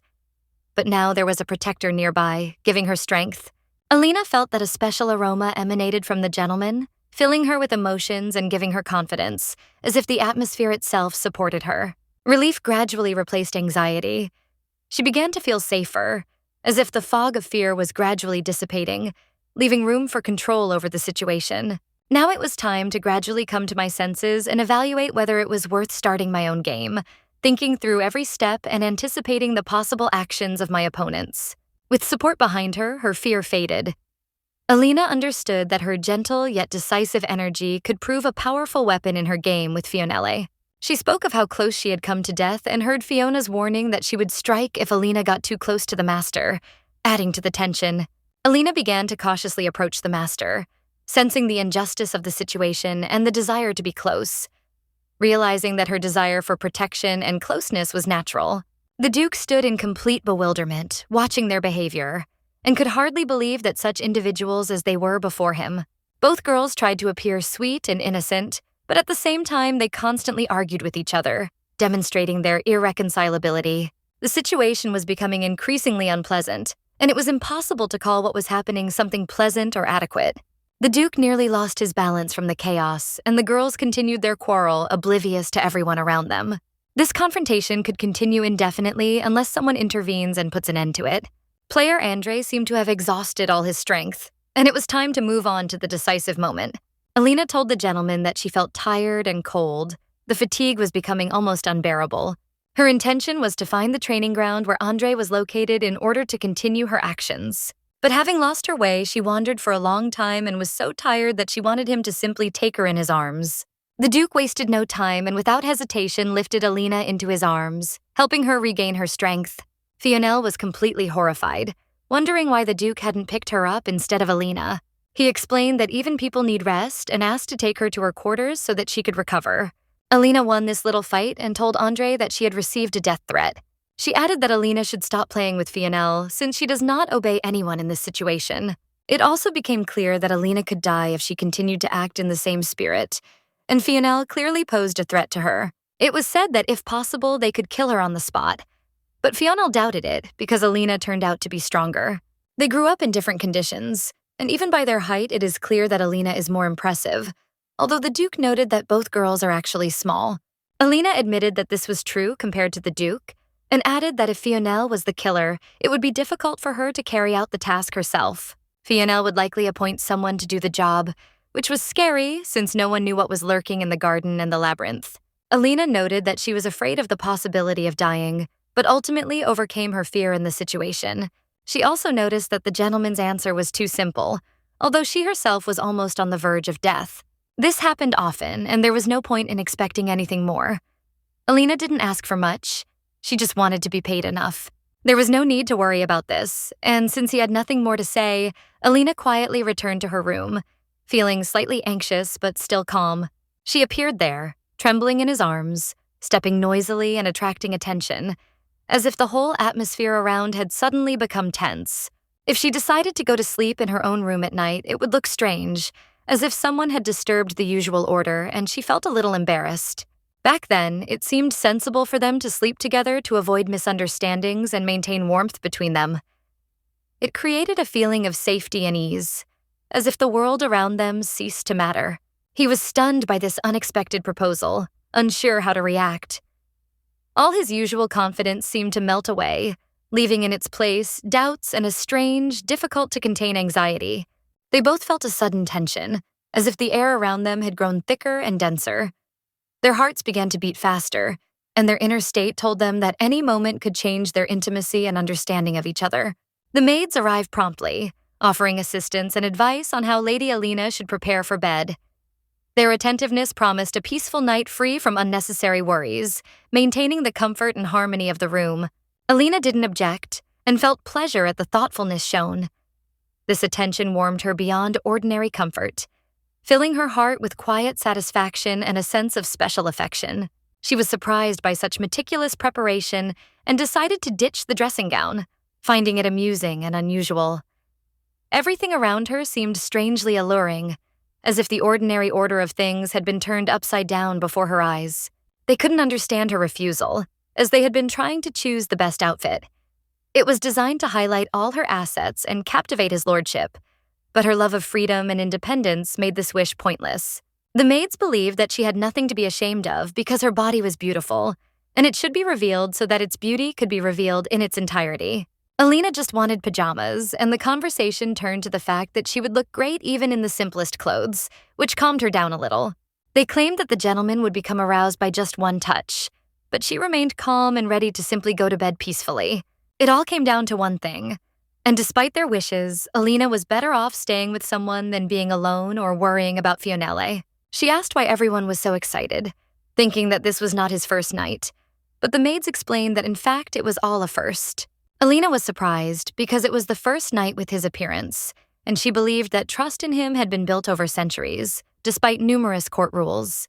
The maid explained that it was not the number of people around, but the fact that his disposition was bright and innocent, and everyone knew what to expect from him, so everything was different. After that, he always looked at the girls coldly, as if they were stones, and the maids were amazed that such a man brought his beloved to the estate. The event could not be missed. For the Dukes, this was a chance to have an heir, and that was why she decided to help her with all her heart, considering it a duty and an opportunity to show care. It was worth starting with the right outfit, which would highlight the advantages and correspond to the importance of the moment, creating an impression of harmony and respect. But Alina simply declined the offer, deciding to follow her principles, believing that comfort and personal boundaries are more important than any outfit. She found it disgusting, but internally she overcame herself, retaining her opinion and control over the situation, feeling a slight satisfaction. Alina apologized to the Duke for the slight delay, showing respect and concern for the feelings of others despite her own stubbornness. Everyone had strange thoughts, and she had to fight for normal clothes, protecting her space and at the same time maintaining harmony in the estate. Alina had no idea what was going on here. She watched with cautious interest, trying to comprehend Andre's actions and their meaning in this strange setting. Andre explained that he had been ordered to perform this as a sign of respect for the lady, even if it only happened once. He took it seriously, despite the unusual nature of the situation. Alina hoped that it was just a joke or a trifle, but Andre confirmed that he was serious about following the instructions and fulfilling the wish, which concerned going to bed as soon as possible. She felt relieved and grateful for their shared vision. A quiet agreement seemed to emerge between them, making the atmosphere less tense and a little more comfortable. Just in case, Alina clarified whether Andre really meant sleep in the literal sense. He simply nodded and said it should be obvious, requiring no further explanation. She replied that she understood his hint and tried not to look at him warily. The servants and those around her were already trying to instill doubt in her, but Alina remained focused and calm. Andre simply told her to just go to bed without complicating the situation, allowing her to decide for herself how to feel more comfortable in the room. After this, he blew out the candles to create a warmer and calmer atmosphere in the room, where it was almost night, and the quiet light no longer distracted from rest. After a while, they were already lying under the blanket, and silence gradually enveloped the room, creating a feeling of comfort and safety that allowed both of them to relax. Alina thought for a moment, watching Andre, and turned to him internally, wondering how to position herself and behave correctly in such a close environment. He turned away and quietly asked what exactly she wanted, without insisting on his opinion, leaving her space to decide for herself in this strange moment. She asked him which side he was more comfortable sleeping on, right or left, adding that if he took one side, it would be logical for her to lie on the opposite side so as not to disturb each other. Alina had a habit of turning over onto her left side in her sleep, and she tried to arrange herself in a way that would correspond to her internal rhythm, and provide comfort for rest. Andre advised her to simply lie down and rest, without complicating the situation with unnecessary discussions. And Alina again noticed his calm and confident attitude towards the situation. He asked what else was bothering her, and Alina wondered if she could get more pillows to get more comfortable and feel as comfortable as possible in bed. Andre agreed without hesitation, allowing her to use as many pillows as she needed, and she sincerely thanked him for this attention and concern for her comfort. She was used to hugging her pillow while sleeping. It was part of her usual ritual that helped her relax and quickly fall into a calm and deep sleep. Andre noted that in the office, there was usually nothing to interfere with sleep, creating an atmosphere where everyone could find their peace and feel protected and relaxed. In fact, Alina could fall asleep as soon as her head hit the pillow, because due to the nature of her work, she often had to rest wherever she could find time to sleep. Carpenets wished she would fall asleep faster, but Alina admitted that it wasn't so easy now, as intense emotions prevented her from relaxing and completely switching off, despite the comfort. He said that she was resting next to the strongest Duke, so she should not worry, reminding her of the safety and security of having an experienced and confident man nearby. In fact, Alina was even more worried than before her first major event in her life, because this was an unusual and intimate experience that she was experiencing for the first time and completely. He asked why she was so nervous, and Alina explained that it was her first time sharing a bed with a man, which made this moment especially new and a little scary for her. Andre noted that this was the first time she had been in such a situation, and Alina felt that he said it lightly, as if not understanding the full seriousness of the moment, which gave the words a touch of innocent humor. He didn't quite understand what her remark about the playboy meant, and took her words literally, not realizing the hidden subtext and emotions she put into the remark. Andre explained that his words were unintentionally rude and asked for forgiveness, demonstrating respect and a desire to smooth over the awkwardness that arose in this difficult situation. Alina replied that everything was fine, adding that it was indeed the first time she had been so close to a man, and in any case it had been a bit rough, but she was ready to leave it behind. Alina has already become accustomed to the fact that people often make hasty conclusions about her, judging her only by her appearance, without noticing her true qualities and inner world. Andre apologized again, genuinely remorseful, and Alina felt his words came from the heart. She noted how unusual it was to apologize so many times in one moment. She understood that her reputation did not correspond to reality. No one could have thought that she would date everyone in a row, because her behavior and look showed restraint and selectivity. Andre assured her that he did not want to jump to conclusions under any circumstances and asked for permission to explain, hoping that she would listen to him without unnecessary emotions and with an open heart. The thing is that Alina had such a high level of skill in the game that her skills amazed even the most experienced opponents, and this earned Andre respect and admiration. Despite knowing it was just an act, Andre felt an unusual charm emanating from Alina. Her confidence and skill drew his attention far more than he expected. Alina was surprised to realize that his words meant that she was indeed doing a good job of the task, and that her efforts were noticed and appreciated, albeit in a playful manner. After this, she decided that it was better not to put off rest and go to bed, realizing that she needed to restore her strength for new tasks and challenges that awaited her ahead. It's always nice to hear compliments, especially when she's working hard to move forward, overcoming her weaknesses and improving the skills that are important to her. Andre understood that he couldn't allow himself to fall in love with Alina too quickly. Otherwise, emotions could take over his reason, and the situation would become more difficult for both of them. He told himself that he would be careful and try to keep his feelings under control so as not to destroy the fragile balance between them and maintain friendly understanding. After these thoughts, he lay down, turning away from Alina, trying not to violate her personal space, and allowed himself to relax a little, preparing for a night's rest. After a while, they were already trying to fall asleep, but suddenly Alina made a light sound that broke the silence, and Andre's attention was again focused on her, causing slight excitement. He advised her to stop hiding her desires and to be direct about what she wanted, understanding that honesty would help both of them feel more comfortable in this moment. Alina admitted that she simply wished him good night, and her gentle gesture showed that she cared about him without trying to make a difficult situation out of it. He decided not to pay much attention to it, simply closed his eyes and allowed himself to ignore the noisy thoughts, focusing on the peace of the night and the opportunity to rest. Nevertheless, he wished her good night in response, quietly and sincerely, so that she felt his attention and care despite all her inner doubts and caution. The next morning, Alina opened her eyes first, slowly waking up and assessing the space around her. not yet realizing that unexpected sensations and new discoveries awaited her ahead. But when she noticed that Andre was in front of her, her heart skipped a beat, and she became very scared, realizing that their closeness in the night's sleep had left unexpected consequences. She understood why it was comfortable for her to sleep on the left, next to him, because this position gave her a feeling of security and allowed her to feel his warmth and presence nearby, without fear of unnecessary closeness. Alina found herself pressed against him, and they lay in an embrace, feeling mutual trust and an involuntary affection that formed gradually and quietly, without unnecessary words or explanations. She was at a loss, not knowing how to act. The pillow shifted, and suddenly she felt that she was in Andre's arms, causing both embarrassment and a pleasant feeling of security.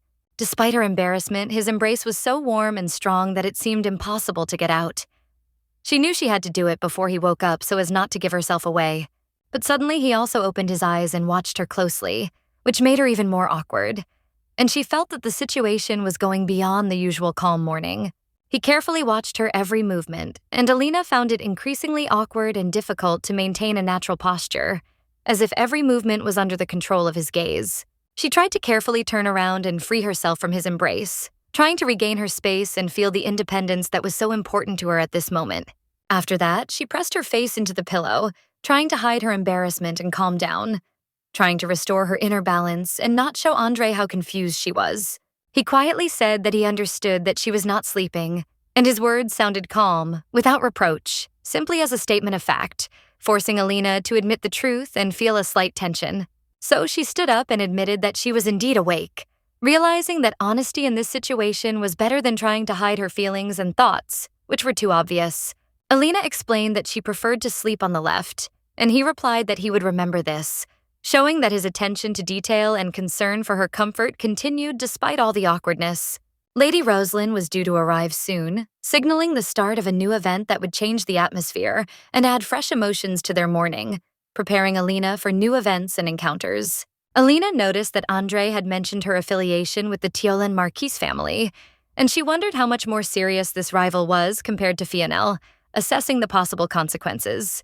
Andre explained that her opponent was far from being as simple as she seemed, and therefore Alina should consider changing her strategy, rethinking her approach, and preparing for the unexpected.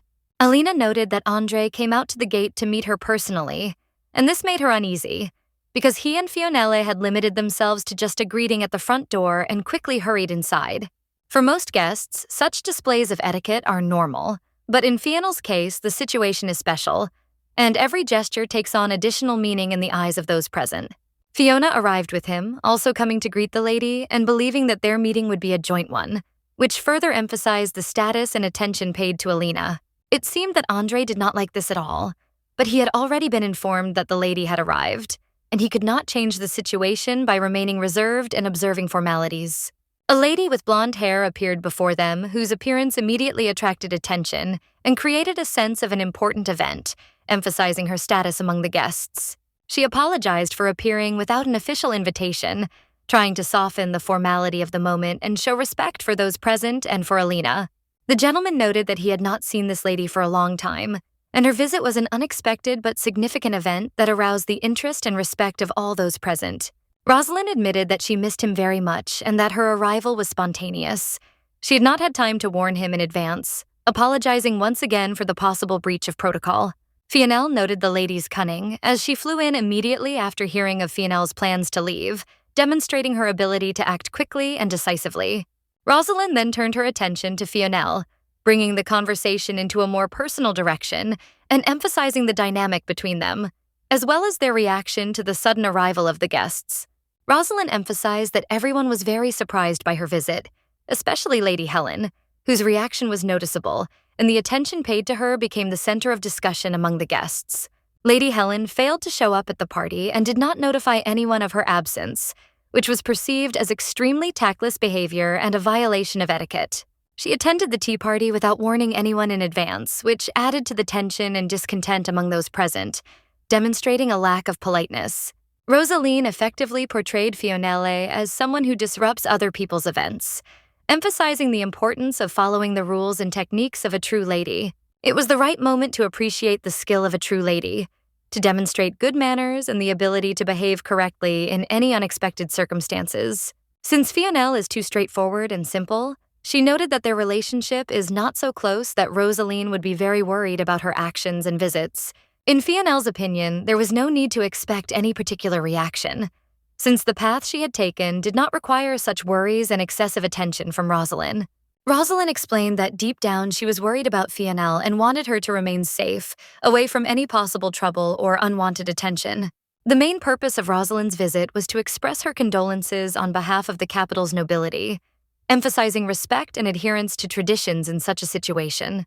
Alina had an uncanny knack for suppressing jokes and ridiculing people, even though she herself might be well informed about many things. She noticed that most people tried to multitask, but they couldn't.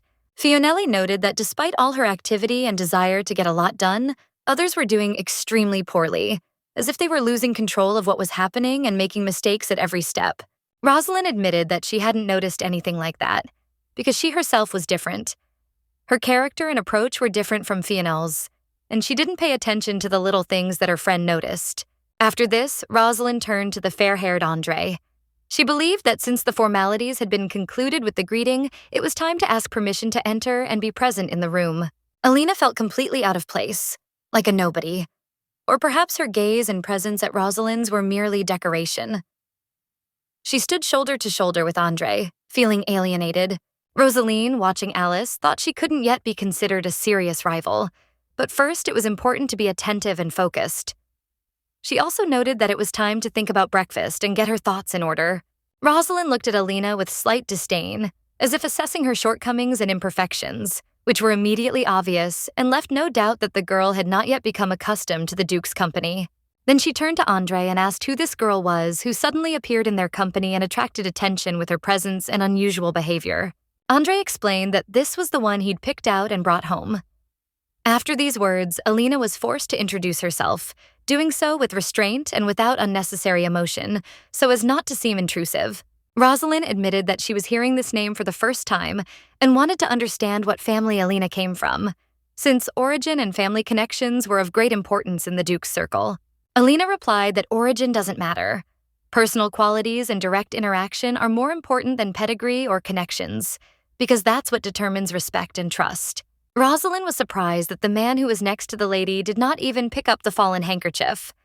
This seemed a sign of inattention and lack of upbringing, which could speak of habits and an attitude to trifles.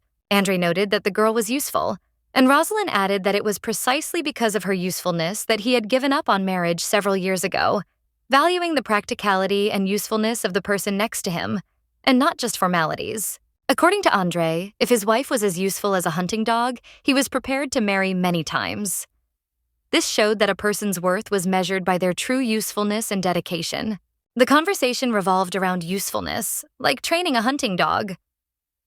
Andre meant that people also needed to be trained and guided to be truly useful. As a duchy demands discipline and organization, it was subtle manipulation on Rosalind's part, designed to test Alina. Her words sounded simple, but they concealed a profound psychological impact, a test of the girl's ability to hold her own in society. Alina knew she'd picked the wrong guy. She had vast experience in entertainment and interacting with people, so she wasn't afraid of such manipulations and provocations, and was used to dealing with them.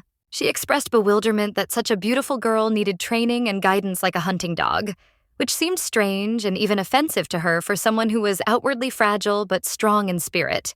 Fionel noted that such girls should be protected from unnecessary difficulties, appreciated for their beauty and grace, and protected from unnecessary trials, because their natural attractiveness is valuable in itself and deserves respect. Rosalind found this an interesting observation and expressed a desire to share a meal with Andre, demonstrating an interest in interaction and a willingness to appreciate Alina more closely, in a more relaxed and informal setting.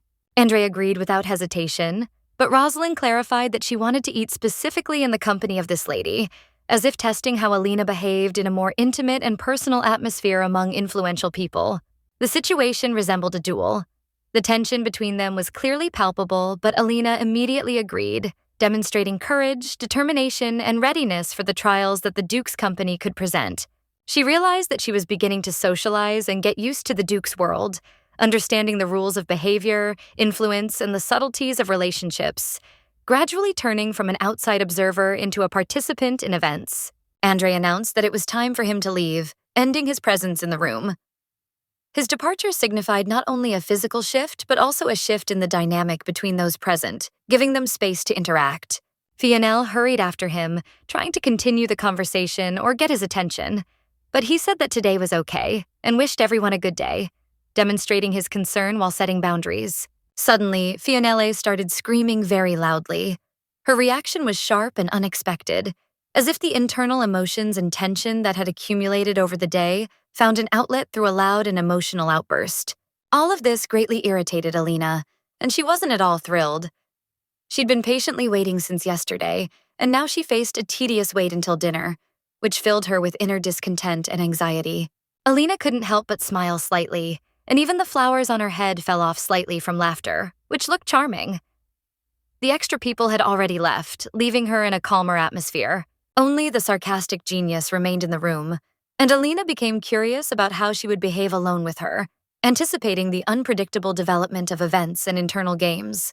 Suddenly, she gave Alina a decisive nudge with her foot, unexpectedly disrupting the usual order and creating an atmosphere of slight tension, forcing her to be on guard. Alina felt intense pain and complete confusion, not understanding what was happening or why she was behaving this way, which further intensified her feelings of helplessness and inner anxiety. Rosalind walked up to her and hugged her tenderly, simultaneously providing support and demonstrating control over the situation, which forced Alina to resign herself and submit to the circumstances. She addressed Alina in a menacing and confident tone, leaving no doubt about her power, which caused a mixture of fear, respect, and cautious tension in the heroine. With obvious interest, she noted that she was curious about how much Alina would need or what she wanted, causing the heroine to feel slightly wary and internally tense. Alina couldn't understand what the question was referring to, which increased her confusion and bewilderment, forcing her brain to look for meaning where there seemed to be none. Rosaline seemed to think that everything could happen easily and simply, without explanation or clarification, as if some things should be taken for granted. However, Alina firmly stated that she was not here for the money, emphasizing her own motives and inner conviction, refusing to succumb to other people's expectations and influence. Rosalind noticed that despite Alina's confidence, it was possible to offer a fairly large sum, and she was sure that the heroine intended to use the situation to her advantage, creating slight tension. She understood that no matter how much Alina offered, for Rosalind it would be a symbolic sum, with almost no real value, just a reflection of an attempt to establish her own rules. Therefore, all that was left was to directly state what she wanted, without evading or trying to avoid the question, which increased the pressure and made the situation especially difficult and tense for Alina. Rosaline seemed to want to get rid of Alina, pointing out her lack of manners, which made the heroine's behavior annoyingly frank and insolent, as if testing her boundaries. In such a situation, Alina could respond in kind, repeating Rosalind's strategy and demonstrating a willingness to play on equal terms, demonstrating determination and the ability to withstand pressure. Alina grabbed Rosalind's hand forcefully, showing both force and interest, showing both courage and cunning, hinting that she was curious to see how much she was willing to offer. Rosalind clarified that she meant trying to understand Alina's true motives, not wanting to remain in the dark and striving to clarify what goals the heroine was pursuing. Alina explained that everything must be done correctly and fairly, based on upbringing and special care, emphasizing the importance of rules, ethics, and adherence to norms in such matters. She noted that she wondered how much Rosalind had learned about such deals before coming here, as preparation could have involved studying hundreds of outfits and practical details. The dress in question was a personal commission from the previous Duchess, and its historical value and national heritage made it particularly important. Regardless of Rosalind's wealth and status, she knew that paying such a sum would not be easy, and she struggled internally between her desire to have it all and the reality of being able to do it. Suddenly, the devastated Duchess admitted her words were true, confirming the seriousness of the situation, which surprised everyone around her, as if the world around her had changed in just one moment. The thought arose that perhaps it would be worthwhile to limit ourselves to certain actions so as not to go beyond the permissible limits and not create new, unpredictable consequences. But Alina understood that sooner or later she would have to return to her homeworld, and everything that happened here was only a temporary test of her character, willpower, and determination. Her desire to reassure herself and others forced her to agree. Money and jewelry did not matter, and she was ready to give everything, if only Alina would get what she wanted and leave after that. Alina, thinking about it, realized that she could really get everything she dreamed of, and agreed, realizing that the losses would be accepted if it led to the goal. Rosalind opened her eyes to the fact that Alina was not just a girl, but a cunning traitor, asking what else she needed for complete satisfaction. Alina admitted that this was true, because human greed is boundless, and since this thing is difficult to obtain, she doubts that anyone would give it away easily. Rosalind asked her to speak more simply and to the point, which forced Alina to think about her words and realize how to accurately formulate her true desires. Finally, Alina admitted that her desire was not material. She wanted the Duke's heart, considering it the most important thing for her at the moment. Rosaline took this with disbelief, thinking that such a request sounded like a joke, and it was hard to believe that someone could so seriously desire someone else's heart. But Alina explained that this was not a game or a joke, that her real need was the Duke's heart, and nothing else had such value. At first, the conversation was about money, and Alina only played along. But now it was time to accept her real proposals, because they were honest and decisive. Rosalind could not understand where this unusual and daring girl came from, causing both surprise and irritation with her behavior.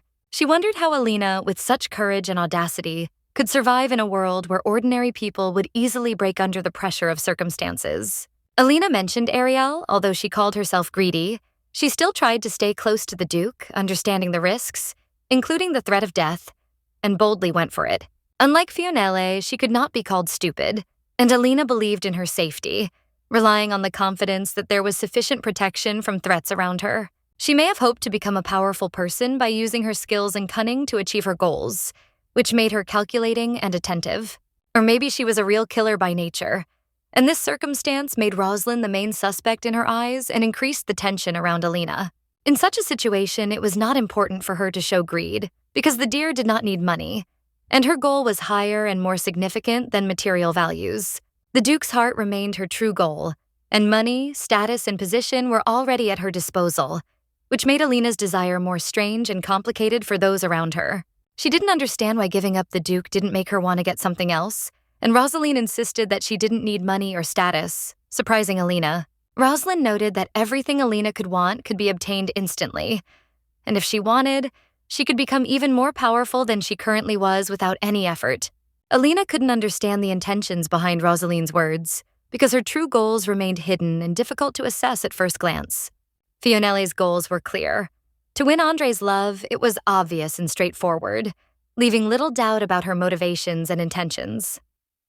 But if Rosaline didn't want money, status, or love, the question remained. Why was she fighting for the Duke, and what did she really want to achieve with her intervention? Alina noted that she had already been warned. If she did not know how to value life, the consequences would be inevitable, and she could not rely on someone else's mercy or luck. Now Alina was completely lost in conjecture and understanding of what was happening, unable to comprehend Rosalind's motives and the goals behind her actions and words. The day passed unnoticed, filled with events and thoughts, and soon it was time for dinner when the shadows were deepening, and tension and anticipation continued to weigh on everyone present. The table was laden with strong drinks and exquisite dishes, too much for 4 people, and every element looked as if it had been specially prepared for the celebration. This rich table was a symbol of the sincere greeting of the 2 ladies. At first glance, everything looked calm and harmonious, creating the impression of a serene meeting. But in reality, all of this was only part of the ceremony. Behind the outward well-being was hidden a strict sequence of actions and special rules of conduct. There seemed to be some complex etiquette at the table, connected with the arrangement and use of cutlery. It was both surprising and interesting to observe. However, she decided to ignore it, realizing that she would hardly be able to repeat all the movements correctly, even if she had studied the rules in advance. She began to eat, and every bite seemed unusually delicious to her, as if the dishes had been prepared specifically to please not only the taste, but also the sight. Fionele watched her closely, studying Alina's every movement, as if trying to understand her habits and inner mood through the way she ate. Rosalind tried to ignore it, trying to remain calm and not get involved in observations that might upset her. After this, Rosalind noticed that they really had an unusual table etiquette, and she began to wonder where these manners could have come from, how they had developed over the centuries. She wanted to understand what ancient traditions these rules came from, because the manners seemed both strict and refined, as if they held memories of the past. Alina probably observed the feeding habits of animals in the northern mountains, trying to compare natural habits with noble customs and her own experience. Jokes about dangers where 1 second of inattention could cost her life also haunted her, creating a sense of hidden threat even in a calm atmosphere. Alina admitted that she had not previously known that animals in the mountains could use bread, and this discovery added an element of surprise and slight anxiety to her perception. Then Rosalind noticed that if Alina did not eat like a human, she was essentially no different from an animal, since habits form the differences between civilized and wild creatures. Fionel emphasized that despite all her love for her dog, they still eat separately, and attempts to combine meals with the animal most often failed. She had once tried to eat with her, but it hadn't worked. The table wasn't set up for a shared dinner, but rather resembled a decoration suitable only for Rosaline. Rosaline found that she could understand Fionel's position, as the North was famous for its wild animals and harsh lands, and she found this experience completely different from normal society. She didn't have to pretend around him. Everyone was united against Alina, and Rosaline didn't miss the opportunity to take advantage of Fionel's moment of inattention, acting subtly and decisively. All those present were noble women, and Alina came to the conclusion that the leader, Rosaline, probably did not realize the full extent of her inner position and the power of influence on what was happening. If she really were a beast feeding on breadcrumbs from the ground, it would not change her essence. But in her thoughts, a comparison arose between wild and human habits. After that, she took the knife and stuck it into the meat grinder, as if demonstrating determination and strength, which was combined with her attention to detail and emotional reaction. Alina mentally admitted that in such a situation, she would rather grab and bite Lady Rosalind's neck if it were necessary, demonstrating her inner rage and determination. And after that, she smiled, as if asserting her superiority and confidence. But the smile was barely noticeable, mysterious, leaving room for interpretation. This reaction left Fionel extremely frightened. Her usual confidence wavered, and she felt an unusual anxiety that was difficult to hide even under a mask of calm. Alina noted that it seemed like she had nothing left to bite off, demonstrating cool reasoning and an understanding that there was no danger at the moment, and that fear was just an illusion. She clearly did not like gnawing bones, and this emphasized her sophistication and choice in behavior at the table, which differed from the habits of animals and emphasized the humanity of her actions. Fionele was surprised and could not understand how such a tiny dog could act so self-confidently, as if she was the main one and more important than everyone around her. Fiona preferred to simply remain silent, watching the elders sort things out among themselves, without interfering and leaving room for them to maneuver. Rosalind noted that their behavior was more like that of animals, and suggested that their thinking was also at a similar level, devoid of subtle diplomacy. Alina explained that it was precisely because of such directness that the Duke had chosen her, and that Lady Rosalind could try to prove herself in the same way if she decided to. They were all smiling, but there was a hidden conflict in their eyes. Each one was ready at any moment to show their strength and fight each other. Rosaline admitted that she knew how wild and complex the Duke's taste could be, so meeting his demands would be extremely difficult and risky. Unfortunately, the habits and upbringing conditioned by her high status did not allow her to act as freely and naturally as the situation required. At this point, the Duke intervened, emphasizing that Rosaline's noble origins truly corresponded to her position, and there could be no doubt about it. Among all those present, the Duke stood out with a special strength and confidence, like a real lion, whose gaze and posture showed that he owned every detail around him, and the world seemed to bow before him. The Duke remembered that Lambert would not have dared to question their position before because there was a huge social gap between them that seemed insurmountable, like a wall between two worlds. Rosaline's status was completely out of step with the norms of their circles, and marriages between such families were often rejected without much explanation, leaving any hope of agreement only in fantasy. Rosalind tried to explain her feelings and actions, insisting that her father had made a mistake in refusing the proposal and that the decision was unfair, burdening her with the consequences of other people's decisions. The Duke, after listening to her, noted that he now thought about it differently, and perhaps all the events had turned out for the better, as if quietly summing up the previous disputes and misunderstandings that remained between them. He also couldn't hide the fact that Rosalind's status sometimes irritated him. It interfered with and sometimes caused discomfort in communication, making each meeting a little more tense than he would have liked. The Duke always found it easier and more natural to be in nature, among animals, to relax on the land and feel free, when he did not have to think about status or adhere to the strict conventions of society. He seemed to have built an invisible iron wall between them, declaring that they were completely unsuitable for each other and that the social differences were too great. After this, Alina noticed that it seemed that she and the Duke were ideally suited to each other in terms of status, although outwardly this looked unexpected. She added that she also considers comfort more important than conventions and that nature, its freedom, and the animal world around her are close to her. She truly connects with the feeling of living in nature, being close to animals, and the simple joys that make existence more real and sincere. The Duke smiled at the thought of an alliance with such an independent and courageous girl, like a huge cat with whom he could walk through life by his side. This is the true state of their families, and he has made it clear that he has no intention of conforming to the traditional standards of Rosalind's family. He then asked Rosalind how she felt about it, expecting to hear her honest opinion, not hidden behind polite words. She replied that she did not dare question his lordship, and that her presence there was not for nagging or checking, but solely on a business matter. The Duke explained that his thoughts were focused on other reasons, and that the main one was the desire to see his master, which was of primary importance to him. As she had said earlier this morning, Rosalind had come to offer her condolences on behalf of the capital's nobility, fulfilling her duty and obligations. Alina, Duke of the North, called for servants who brought some papers and letters for the Duke, carefully folded and signed as if they were awaiting his attention. Among them was a letter from people who missed the Duke and Alice, asking to convey their wishes, hopes, and gratitude for past meetings. Each letter was written with special courtesy and care, so Alina understood that the Duke would certainly want to answer them, not leaving a single message unattended. She couldn't help but think about how much effort it had taken to personally deliver so many letters for Andre, and how much patience she had shown in carrying out the task. A man who couldn't stand the noisy capital's people was now faced with a whole herd of intrusive and curious visitors, like herbivores attacking out of curiosity. It didn't matter that he was the king of the jungle. His patience was being tested again, and the noise around him continued to irritate and tire him. Alina was thinking that a confrontation with a crowd of herbivores would be inevitable, although she thought that victory was almost in the bag and the situation was under control.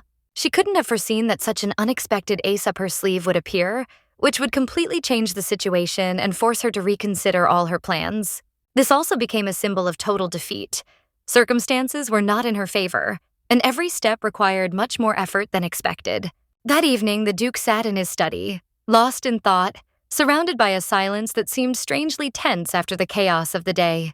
He spent his time reading letters for hours at a time, carefully studying every word, trying to understand the mood and thoughts of the senders. His eyes were tired from reading, and he couldn't understand why there was so much noise around him again. Although the atmosphere in the office should have been calm, the noise seemed mysterious. The Duke could not determine where it was coming from, and this irritated him, because he was used to being completely concentrated on his affairs. Understanding that at such a moment of his holiness it was difficult, Alina decided to encourage him, to support him with attention and presence, in order to ease the mental tension a little. Along with the services, she approached him, offering help and care so that he would not feel alone and could cope with his current responsibilities. She noted that it was a little noisy, but the Duke reassured her with his understanding, as if acknowledging that these were trifles compared to important matters and concerns. He tried to remember what Alina had said in the middle of the day, but now his attention was focused on appreciating her presence and support. When he looked up and met her gaze, the Duke was visibly embarrassed, not expecting her attention and understanding to be so obvious and touching. Alina did understand that the clothes she had chosen could be a little embarrassing to the Duke, creating unwanted sensations, and this added a subtle touch of awkwardness. All these moments were part of the care for the new maids, who needed to be guided and supported so that they quickly got used to the palace order. The Duke noted that the butler also constantly gave advice on how to spend time with the lady, and this interference was constant but habitual. The butler and other servants constantly prompted, advised, and corrected his actions, creating a feeling of constant control and the need to take into account every detail. Alina understood that all of this was quite normal, part of palace life, where attention to detail and care for the lady were an integral part of the daily routine. Alina felt a little embarrassed, but she understood that she couldn't hide behind shyness forever. She needed to show determination and act decisively, even if her heart was beating faster. She watched him, trying to understand what he was doing, what his thoughts and emotions were, and studied every movement with interest, as if revealing a secret that he himself did not reveal. It was difficult for her to form a complete picture of him. He remained a mystery, and his every action raised questions, leaving room for conjecture and ambiguity. He insisted that everything was fine, but his behavior showed great embarrassment. His eyes avoided direct gaze, and his movements were awkward and tense, as if he wanted to hide. Those who don't care never have burning ears, never feel that internal tension that makes their face red and creates the impression that everything could explode from awkwardness. But they continued to sit next to each other, as if locked in their own little world, exchanging glances full of embarrassment, and each moment stretched out, creating a strange but quiet atmosphere. He was incredibly awkward in such situations, so Alina decided to change the subject to ease the tension and steered the conversation in a calmer direction, trying to distract attention. She began talking about Roslin, mentioning how well he had handled his duties today, trying to show respect and maintain a positive tone in the conversation, creating a gentle transition to a neutral topic. The gentleman noted that it was easier to do business with her than against her, and that formal methods were not always necessary when a personal approach could be used, allowing for faster and more effective achievement of goals. He decided to broach the topic of the canceled engagement and explained that the reason lay in his mother, a woman with great ambitions who sought to marry him off to a representative of the capital's elite in order to advance herself. She wanted not only to arrange a profitable marriage, but also to enter high society herself, using family connections and her son's status, which forced him to experience an internal conflict between duty and personal desires. He admitted that he spoke about it because he harbored a grudge, and it was this feeling that influenced his decisions and reactions, making past events a heavy burden that he could not fully forget. Alina noted that perhaps the situation is not as tragic as it seems, and that one should not always perceive past grievances as final regrets, since other nuances can be found within them. He was frightened by her words and anxiously asked why she decided that this was regret, not realizing that her observations were more accurate than he himself could have supposed in a moment of emotional confusion. Alina explained that he himself had spoken about his hidden resentment over the engagement's rejection, and it was this admission that allowed her to conclude that there were hidden emotions in his behavior that he did not express. He said that her assessment was questionable and considered her an intrusive woman, referring to Roslin, thereby emphasizing that other people's observations and comments may be unpleasant, but sometimes reflect the truth. She created the appearance of a kind and elegant woman, but at the same time she did not hesitate to use threats, demonstrating that external grace and internal methods of pressure can be combined to create a complex image. He was surprised when he asked for details, and Alina said that when she tried to negotiate money to leave the gentleman alone, Roslin did not hesitate to insist on her terms. He asked how much she was offering, and Alina gave a brief account of the events, explaining how the discussion had unfolded and showing that her approach was pragmatic yet daring. She also noted that the gentleman made an effort, tried to be active and interested, which made her notice his attentiveness and willingness to participate in solving problems, despite the awkwardness. But at the same time, she noticed that he was immersed in his thoughts, as if something was deeply troubling or occupying him, and this was reflected in his behavior, making his gaze thoughtful and a little distant. When he learned of the proposed amount, he realized that it was equal to 20 years of his family's budget, which shocked him and forced him to reconsider his attitude towards his circumstances and the resources at his disposal. Alina then thought that perhaps she should have agreed to the offer, since then she could have gotten something out of it and concluded the matter without leaving any room for further arguments and misunderstandings. She was surprised at how high the Duchess's position was, because even if one wanted to enrich oneself through the Duke's inheritance, one had to take many factors into account and approach any actions with caution. This raised even more questions, since she had no particular reason to do so other than her personal observations and analysis of the situation, and each new detail made the picture more complex and multi-layered. They were genuinely curious about Alina's purpose. She moved with complete determination, as if every step had been carefully planned, and her motives remained a mystery, beckoning to be unraveled. After that, he cast a look at her full of bewilderment, as if trying to understand the essence of her actions and sense hidden intentions. But everything remained a mystery, and he did not find an answer. He was exceptionally handsome, with chiseled features and a calm gaze, and Alina felt a slight embarrassment, hesitating before deciding to look him straight in the eyes, feeling an unusual attraction. He wondered if perhaps her interest in him was connected precisely with his appearance, with those features that always attracted attention, aroused admiration, and left people with a feeling of quiet awe before his appearance. Then Alina hinted that it might be a matter of his physical grace, his movements, his posture, the ease with which he moves, and the effortless energy that emanates from him, which involuntarily attracts the gaze. He acknowledged that it was possible, realizing that her attention could be drawn not only by her appearance, but also by an inner strength, invisible to most, but palpable in every movement and glance she caught.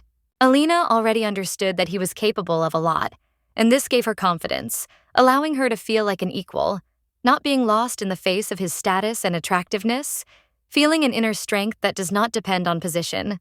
And then he showed her a letter, important and personal, which he hoped would contain answers to his questions and partially reveal his secrets, intended only for her, opening up a new level of understanding between them. Alina agreed to read it, and he noted that she was helped by the translation bracelet, which made understanding the text easy and natural, even if the words seemed complex and filled with subtle nuances. When she noticed that he seemed to be little interested in the royal bustle, it caused him a slight smile and surprise at the same time, since it was so rare for anyone to notice his true feelings amidst the court games and conventions. But the gentleman noted that he could not completely ignore what was happening, because the responsibility for every action and connection with others was too great to leave them unattended and allow events to develop on their own. The Crown Prince proved to be an ambitious and determined man, striving for the throne, and every move in his circle must be assessed with the utmost care, so as not to miss the slightest opportunity or threat. He was the most influential of all the king's grandsons, and maintaining good relations with him became not just a matter of choice, but a strategic necessity, important for maintaining position and the security of one's interests. At the same time, the Duke was in the position of a lowly vassal, deprived of the right to object or make independent decisions, which caused irritation and tension, forcing him to carefully consider every action and word. He can't even refuse obligations, and if it is impossible to avoid it, all that remains is to accept it and enjoy the situation as much as possible. Alina also noted that they would have to visit the capital anyway to study the society and its laws, so it would be better for him to focus on the positive aspects of this trip. When she looked at him again, Alina's gaze was attentive and deep, as if she was trying to read his every thought and understand his hidden intentions. And as she stood up, she felt his gaze on her, which followed her every movement with attention and slight curiosity, mixed with respect. She sat on his lap, and this caused him great confusion. His thoughts became confused, and his heart suddenly accelerated its rhythm, disturbing his usual calm. Alina said that she really wanted to go to the capital, and there was so much determination and confidence in this desire that he realized that arguing was useless, and he couldn't understand why everything happened so suddenly, as if the events had fallen upon him at once, leaving only surprise and slight anxiety. Alina, Duke of the North, again insisted that she wanted to go to the capital, asking him to take her with him, and he, although hesitantly, agreed that she would go too. He asked her to simply join him, as if he were his escort, but Alina refused, noting that she did not want to go as something secondary and unnecessary. He didn't understand her wariness, explaining that no one could see them and no one would judge them, so he didn't understand why she was limiting herself like that. Alina stated that his attempts to appear confident and attractive looked unconvincing and even disgusting, and this irritated her to the depths of her soul. She admitted that she was simply joking to create a plausible legend about how she begged to be taken to the capital, adding a touch of irony to her persistence. Despite all this, she emphasized that he should remember their trip together, because they would have to go to the capital together and act as one. Evening gradually gave way to night, and Alina, feeling tired after a long day, decided it was time to rest and lay down on the bed, closing her eyes and relaxing. Before going to bed, she said goodbye to him, and he remained on the sofa, immersed in his own thoughts, as if trying to comprehend what had happened and calm the storm of emotions. He felt very confused, unable to cope with the events that had just happened, and this state seemed to be tearing him apart from the inside. Every moment he felt like he was losing control of himself, as if his mind and heart were going crazy from all this confusion and tension. Alina felt a little surprised when he informed her that Lady Rosalind had invited her to tea, as it was an unexpected turn of events that made her tense. She immediately noted that she would not be able to come in the same outfit as yesterday, realizing that a repetition would look ridiculous and inappropriate for a formal event. The maids explained that they did not have suitable dresses for such an occasion, and then Alina suggested that they inform Rosalind that she would not be able to attend. However, one of the maids warned that one should not decline an invitation from a person of higher status. Otherwise, it would be perceived as a sign of disrespect. Alina firmly said that no matter how much she wanted to, She would not be able to show up because she did not have suitable clothes, and this was not subject to discussion or compromise. They began to convince her that even if she came in the simplest clothes, it would not be a disgrace. But Alina remained adamant and was not going to accept the invitation. She asked whether the maid would suffer if she did not bring her to tea, showing concern for her subordinates and fearing possible consequences. The maids replied that they did not know how Rosaleen would react, so Alina decided to agree anyway, so as not to expose herself or them to risk. She asked that a letter of her consent be sent immediately to the Duke, formalizing the consent and observing all formalities. Alina felt that the very atmosphere around her was oppressive, as if Rosaleen was behaving provocatively and brazenly, frightening her with rumors and her manners, creating a tense impression. But Alina already had a well-thought-out plan, and she knew that she could act in such a way as to bypass all obstacles and maintain her own dignity. After some time, Alina came to Rosalind's house, ready for the meeting, determined and reserved, in order to show herself in the best light and act thoughtfully. Rosaleen was surprised to see Alina, her unexpected visit disrupting the usual routine, causing a mixture of curiosity and slight surprise in the lady.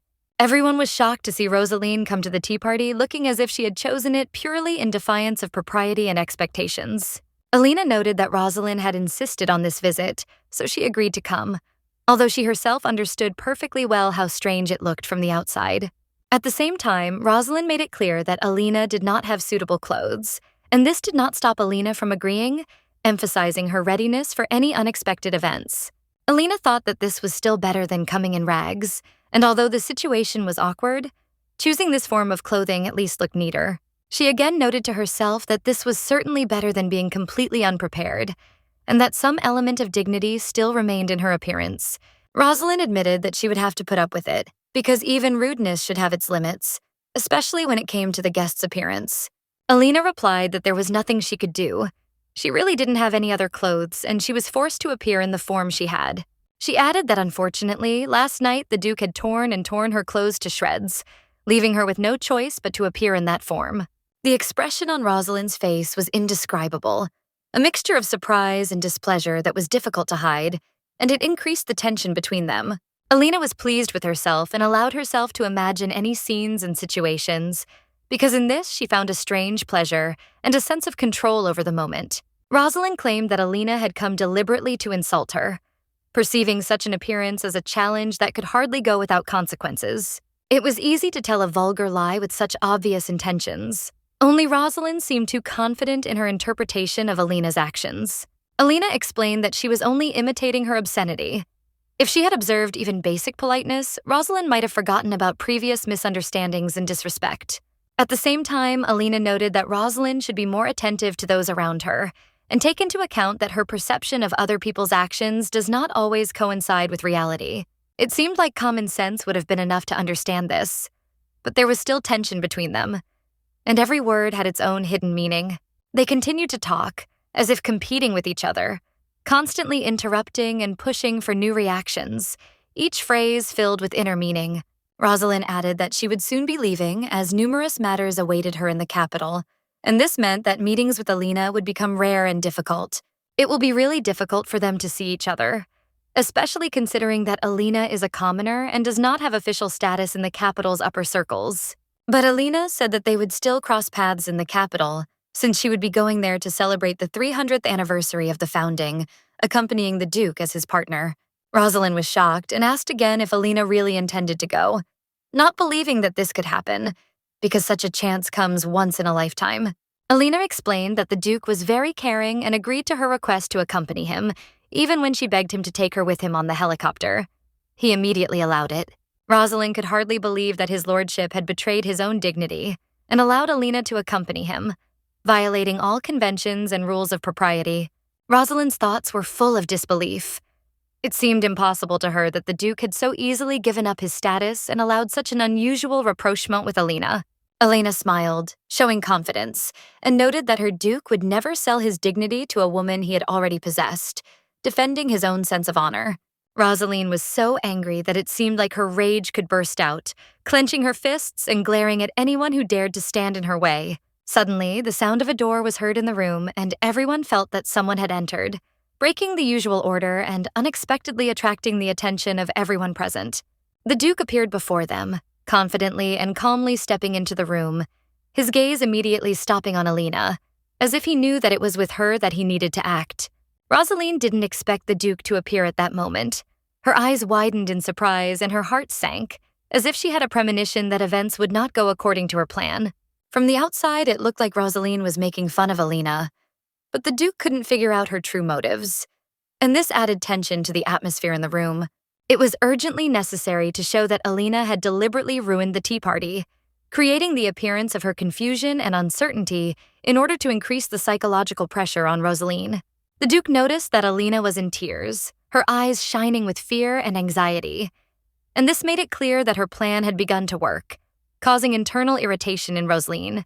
Alina burst into tears deliberately so that she would not have the opportunity to justify herself, making her position as vulnerable as possible, and at the same time arousing the Duke's sympathy. The Duke walked up to Alina and pulled her close, feeling a sense of control and confidence that he could protect her and manage the situation at the same time. Alina continued to cry, letting her emotions out, and this only strengthened the impression of her innocence and genuine fear in front of Rosaline. She felt happy knowing that she had managed to outwit Rosaline, feeling in control of the situation and feeling satisfied with her cunning and thoughtfulness. The Duke turned to Rosaline, showing that he saw everything that was happening and was ready to intervene at any moment to keep control of events in his hands. He made it clear that there was no room for her to dominate society, as if reminding Rosaline of the limits of her influence and who was really in charge. Rosaline was furious again, her face tense, and she realized that the Duke had taken control of the situation, leaving her beyond her control and power of influence. She turned away in anger, trying to hide her emotions and internally asserting that she knew more than the situation allowed her to admit, trying to maintain her dignity. Alina continued to cry in the Duke's arms, feeling warm and protected, and this further strengthened her position, making Rosaline feel powerless. Since Alina had sent the letter, the Duke was able to approach and easily catch her hand, as if an invisible thread connected them, controlling every movement and moment. If it had not been for her deliberate action, much could have happened without the Duke's knowledge, but her actions helped keep the situation under control and direct events in the right direction. The Duke could not understand how Rosaline dared to behave so brazenly. Her insolence and attempts to dominate seemed unacceptable and irritating to him. The situation has returned to Alina's favor, and if events end at this stage, Duke Andre will long remember how subtly she managed to outplay her opponent. Alina understood that she had to see the game through to the end, so she tried to control her emotions and act as pathetic as possible so that winning would look natural. Alina approached the Duke, saying she was cold and wanted to come inside, demonstrating vulnerability while simultaneously creating a reason for the Duke to show concern. He picked her up, intending to carry her inside, demonstrating strength and protection, and at the same time strengthening his influence over the situation, allowing Alina to feel confident. The Duke noted that the tea party was over, thus emphasizing that order had been restored and his authority over the proceedings reasserted, leaving his rival without the opportunity to interfere. Rosaline bit her lip, hiding her emotions, but inside she was seething, realizing that her attempts to control the situation had failed, and the Duke was in complete control of what was happening. The Duke once again noted that Alina could be free, thereby confirming his affection for her and emphasizing his role as protector and master of the situation. Alina was already smiling, feeling an easy victory, because her trick had worked perfectly, and she was able to gain an advantage over Rosaline without any unnecessary stress or risk. She decided that, as is the classic practice, she should deliver the final blow, securing her advantage and leaving her opponent completely at a loss, emphasizing her mastery of the game. Alina turned and looked at Rosaline, her gaze full of determination and inner strength, showing that she was in complete control of the situation and ready to finish the game victorious. She raised her hand sharply and showed her middle finger, demonstrating her insolence and readiness not to obey anyone who tries to limit her. Alina felt joy, because it seemed to her that such behavior was very bold and daring. It seemed to confirm her inner independence. Rosaline was angry at this action. She was overcome with confusion, and she did not know how to react correctly to such an unexpected challenge. The work was done to perfection, and the Duke performed magnificently, showing mastery in every movement and precision of execution. She noted that he arrived just in time and was delighted with how naturally and flawlessly he played his role in the situation. Alina was worried that his acting sometimes looked awkward, but now he did an excellent job, demonstrating confidence and skill in every gesture. It was time to stop rejoicing over her victory and focus on preparation. The Duke had called in tailors to start sewing several new dresses for her. Alina explained that she had only handed over the letter that morning, and he had immediately insisted that the tailors begin work as soon as possible and speed up the process. She knew she couldn't continue the story as it stood, but before she could move on, the Duke had something important to tell her. The further Alina progresses, the more options she will have to react to what is happening, choosing the right answers on the way to her goal. Here, she had to learn to cope with a wide variety of situations, turning them into experience, as her performance became more and more mature and convincing. She had to realize that strength lies not only in weapons, but also in the ability to anticipate circumstances, because simple skill will not be enough for success. He noted that to achieve this, Alina must possess knowledge that will help her navigate complex social and personal situations without making mistakes. They had 20 days left before their trip to the capital, during which time she needed to master manners, social skills, and basic cultural literacy. Among other things, Alina had to become an exemplary noblewoman, demonstrating proper behavior and the ability to conduct herself in high society. She felt a strange surprise, as she had previously considered herself a rude and uncultured girl, far removed from the ideals of noble refinement. She felt her role was limited, and she would be unable to live up to the high standards of society she aspired to. Alina couldn't understand why the Duke had decided to completely change the plan. He explained that to enter high society and be accepted, one had to master their manners and language, and learn to understand the nuances of conversations and reactions. Without a clear understanding of how to conduct a conversation, respond to comments, and interact appropriately, it would be impossible for her to gain the trust of the right people and create the impression of a worthy, confident person who can be trusted. Only by mastering the art of communication could Alina hope to obtain the necessary information and build relationships that would bear real fruit, allowing her to find allies and advance socially without unnecessary risks. The Duke noticed that she was worried about the whole process of training, but deep down he was concerned about the family's reputation and how they would be perceived by others, while striving to simultaneously maintain her confidence and preserve the authority of his own house. The Duke's reputation was strong and well-established enough that Alina alone couldn't ruin it with even a casual mistake, no matter how serious it seemed. His family remained high-ranking, and any minor lapses could be smoothed over. He was more concerned with how others would perceive her than with that. He wanted people to respect her, to see her confidence and ability to carry herself with dignity, and he was willing to help her find inner strength and self-esteem. He could have ignored her, but he watched her every move, realizing that her actions were important and that the game that had begun between them and society was only just getting going, and that losing her attention now would be unforgivable. Alina asked if he'd studied the basics, and the Duke admitted he hadn't yet. He calmly acknowledged his inexperience, indicating that he recognized the need for training but wasn't yet ready to fully commit to the process. She suggested they study together to make learning easier and more fun, but he declined, not wanting to participate right away. He wanted to observe from the sidelines and gradually become involved, maintaining control. Alina insisted that he should not refuse, reminding him that he had never had to participate in such verbal duels before, and that this experience was extremely useful and necessary, especially if he wanted to support her and be there for her in society. The situation was completely different, tense and serious, and now much depended on their actions. Every step, every word could have consequences, so it was crucial to act thoughtfully to achieve their goal and avoid mistakes. Alina wanted the training to take place together, as she planned to give him subtle cues, and working together would allow him to better understand her hints, making the process more interactive and interesting. He finally agreed, and joy lit up her face as they could now work together, building on each other's skills, turning every session into an opportunity to grow closer and more confident. At first, his desire was particularly strong, as if an inner fire were pushing him to action, creating a feeling of inevitable participation and complete immersion in the training, which did not leave a moment for doubt. To make the lessons more engaging, they decided to make a bet, turning the learning into a game where every step was accompanied by excitement and a little competition, adding a playful touch to the process. Every action became a real battle, where the stakes seemed high, almost life or death, and the tension grew, forcing them to pay attention and give themselves completely to the task. Alina explained that all of this is just a way to learn, comparing the process to a commendation sticker at school, which motivates a child to try harder by creating positive reinforcement for each achievement. When she learned that he had never received praise, she confessed that she herself had been a real hooligan as a child, and this admission surprised him, causing slight bewilderment at such unexpected frankness. He tried to object, considering it impossible, but she only denied it, stubbornly calling him a hooligan, which caused slight irritation, simultaneously mixed with a feeling of amusing contradiction. Alina announced that whoever mastered the secret language first would have the right to demand the fulfillment of a wish from another, creating an interesting incentive for learning and encouraging active competition between them. He agreed that it was possible and not too difficult, and she proposed a bet, confident in her own superiority and anticipating the pleasure of a possible victory in a game that seemed easy.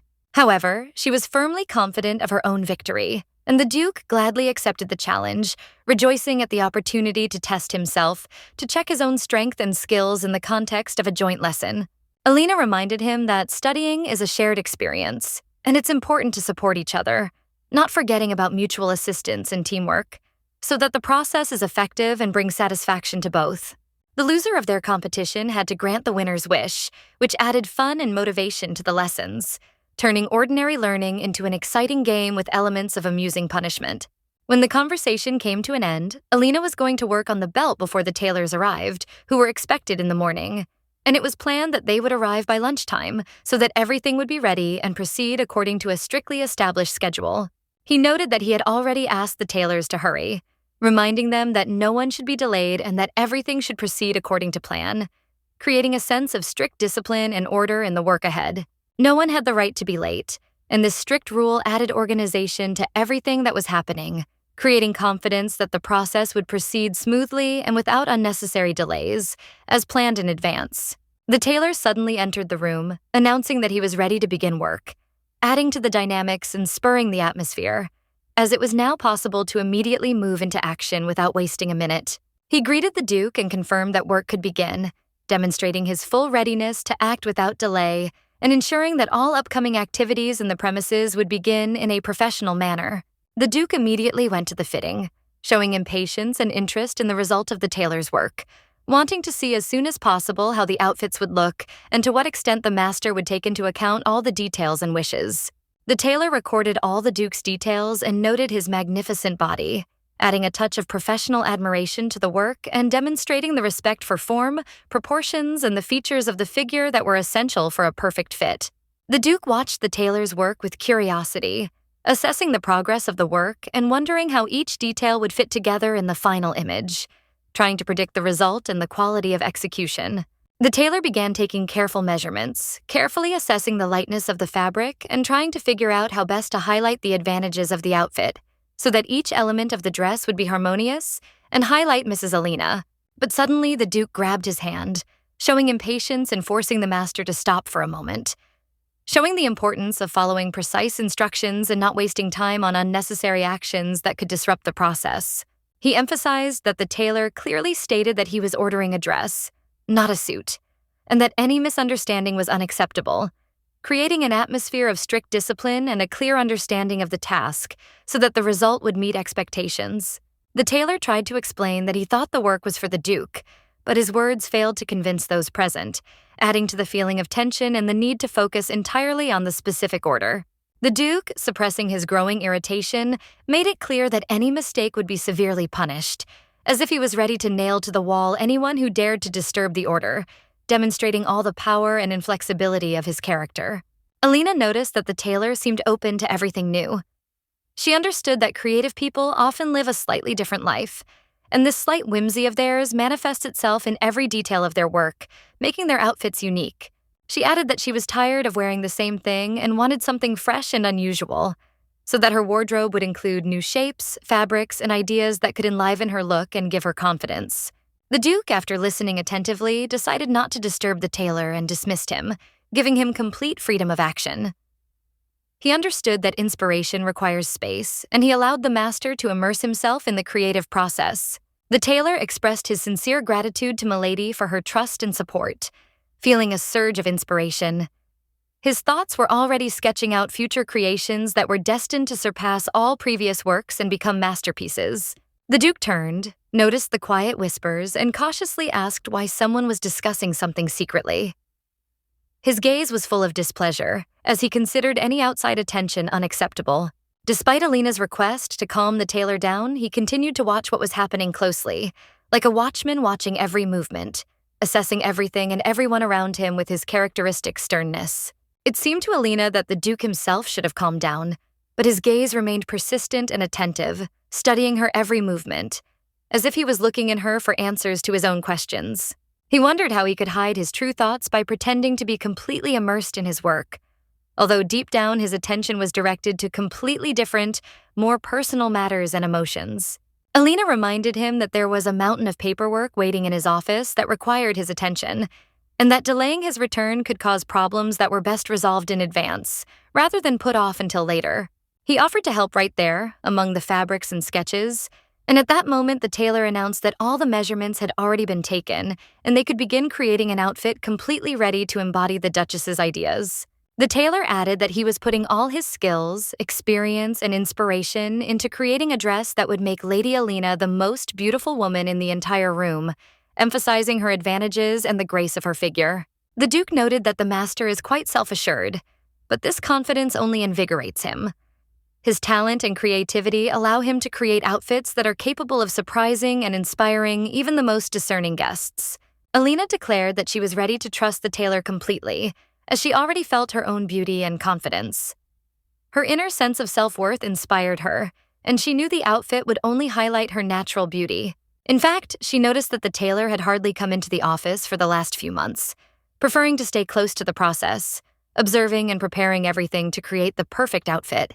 The tailor then said that under these conditions he would be able to sew the best dress, one that would fully reveal Lady Alina's beauty and highlight her figure, creating a striking and elegant look worthy of high society. Despite all the advantages of the capital, labor is valued differently here, and it's important to consider the opinions of high society. A job that seems ideal to one person may be perceived differently in aristocratic circles, and this must be taken into account. She offered to look at the design of the tailor, who admired her image, and noted that she was ready to pay for work that met the capital's fashion standards, so that every detail of the dress looked perfect and harmonious. The master said that since she was going out into high society, he decided to offer one of his best options, which would be suitable for the special occasion. The dress turned out to be modern and luxurious, perfectly emphasizing Ms. Alina's figure and demonstrating her elegance in all its fullness. He added that if she liked the design, he could make it in 5 different colors to suit any mood. Previously, the Duchess did the same. She chose an outfit based on her mood, and the extra options were simply put away, not remaining idle in the wardrobe. Alina's eccentricity and her tendency to see the world through her own lens made her feel that social hierarchies were far beyond her comprehension than she would have liked. It wasn't just the extravagance, but also the fact that some of her ideas could harm the environment, which worried both the Duke herself and those around her. He figured she'd probably stick to her usual pattern, one outfit for each new design, carefully choosing details and shades. But the Duke insisted that all the colors should be used together: white, gold, black dots, and a rainbow of shades, to make the design look truly complete. There were about 10 shades, and the lady tried to convince me that this was not a good idea, since a palette that was too bright could overwhelm the overall look of the outfit. However, the idea was that there would be a suitable color for every design, and if he followed her directions, the end result would be impressive and harmonious. He tried to explain to Alina that a certain degree of extravagance is a key feature of a true Socrates, and without it, creativity loses its power and originality. After these words, Alina thought about it, and she was interested in the question. Is it possible to preserve Andre's face without abandoning common sense and balance in design? And then she began to think about a plan of action that would allow her to combine individuality, elegance, and practicality in each new look. As a result, she decided to take extravagance to the next level, offering a technique that would look unusual, but still be appropriate and thoughtful. Alina developed an aristocratic approach, where the luxury of an outfit was determined not by the number of options, but by attention to detail and the uniqueness of the material. When the gentleman heard about this idea, his interest was immediately aroused, because it was an approach that was different from the usual and promised new possibilities in fashion. She proposed creating outfits for aristocrats who should wear things that were different from mass production, with special care and individuality. Instead of a multitude of options, he had to create one outfit filled with soul and special meaning, where every detail has its own significance and uniqueness. For example, he could use a completely new material that had never been produced before, making the clothing truly unique and innovative. Or the gem could be broken into tiny fragments and woven into fabric, creating a unique sparkle and effect previously unseen in fashion. The material could be coated with gold plating or something similar to give the outfit a chic, expensive look and emphasize the exclusivity of each piece. This approach transformed the outfit into something completely new for the fashion world, combining extravagance, craftsmanship, and individual style, drawing attention to every detail. He acknowledged that it was a brilliant decision, noting that Alina had demonstrated a refined taste and incredible ingenuity that could breathe life into any fashion project.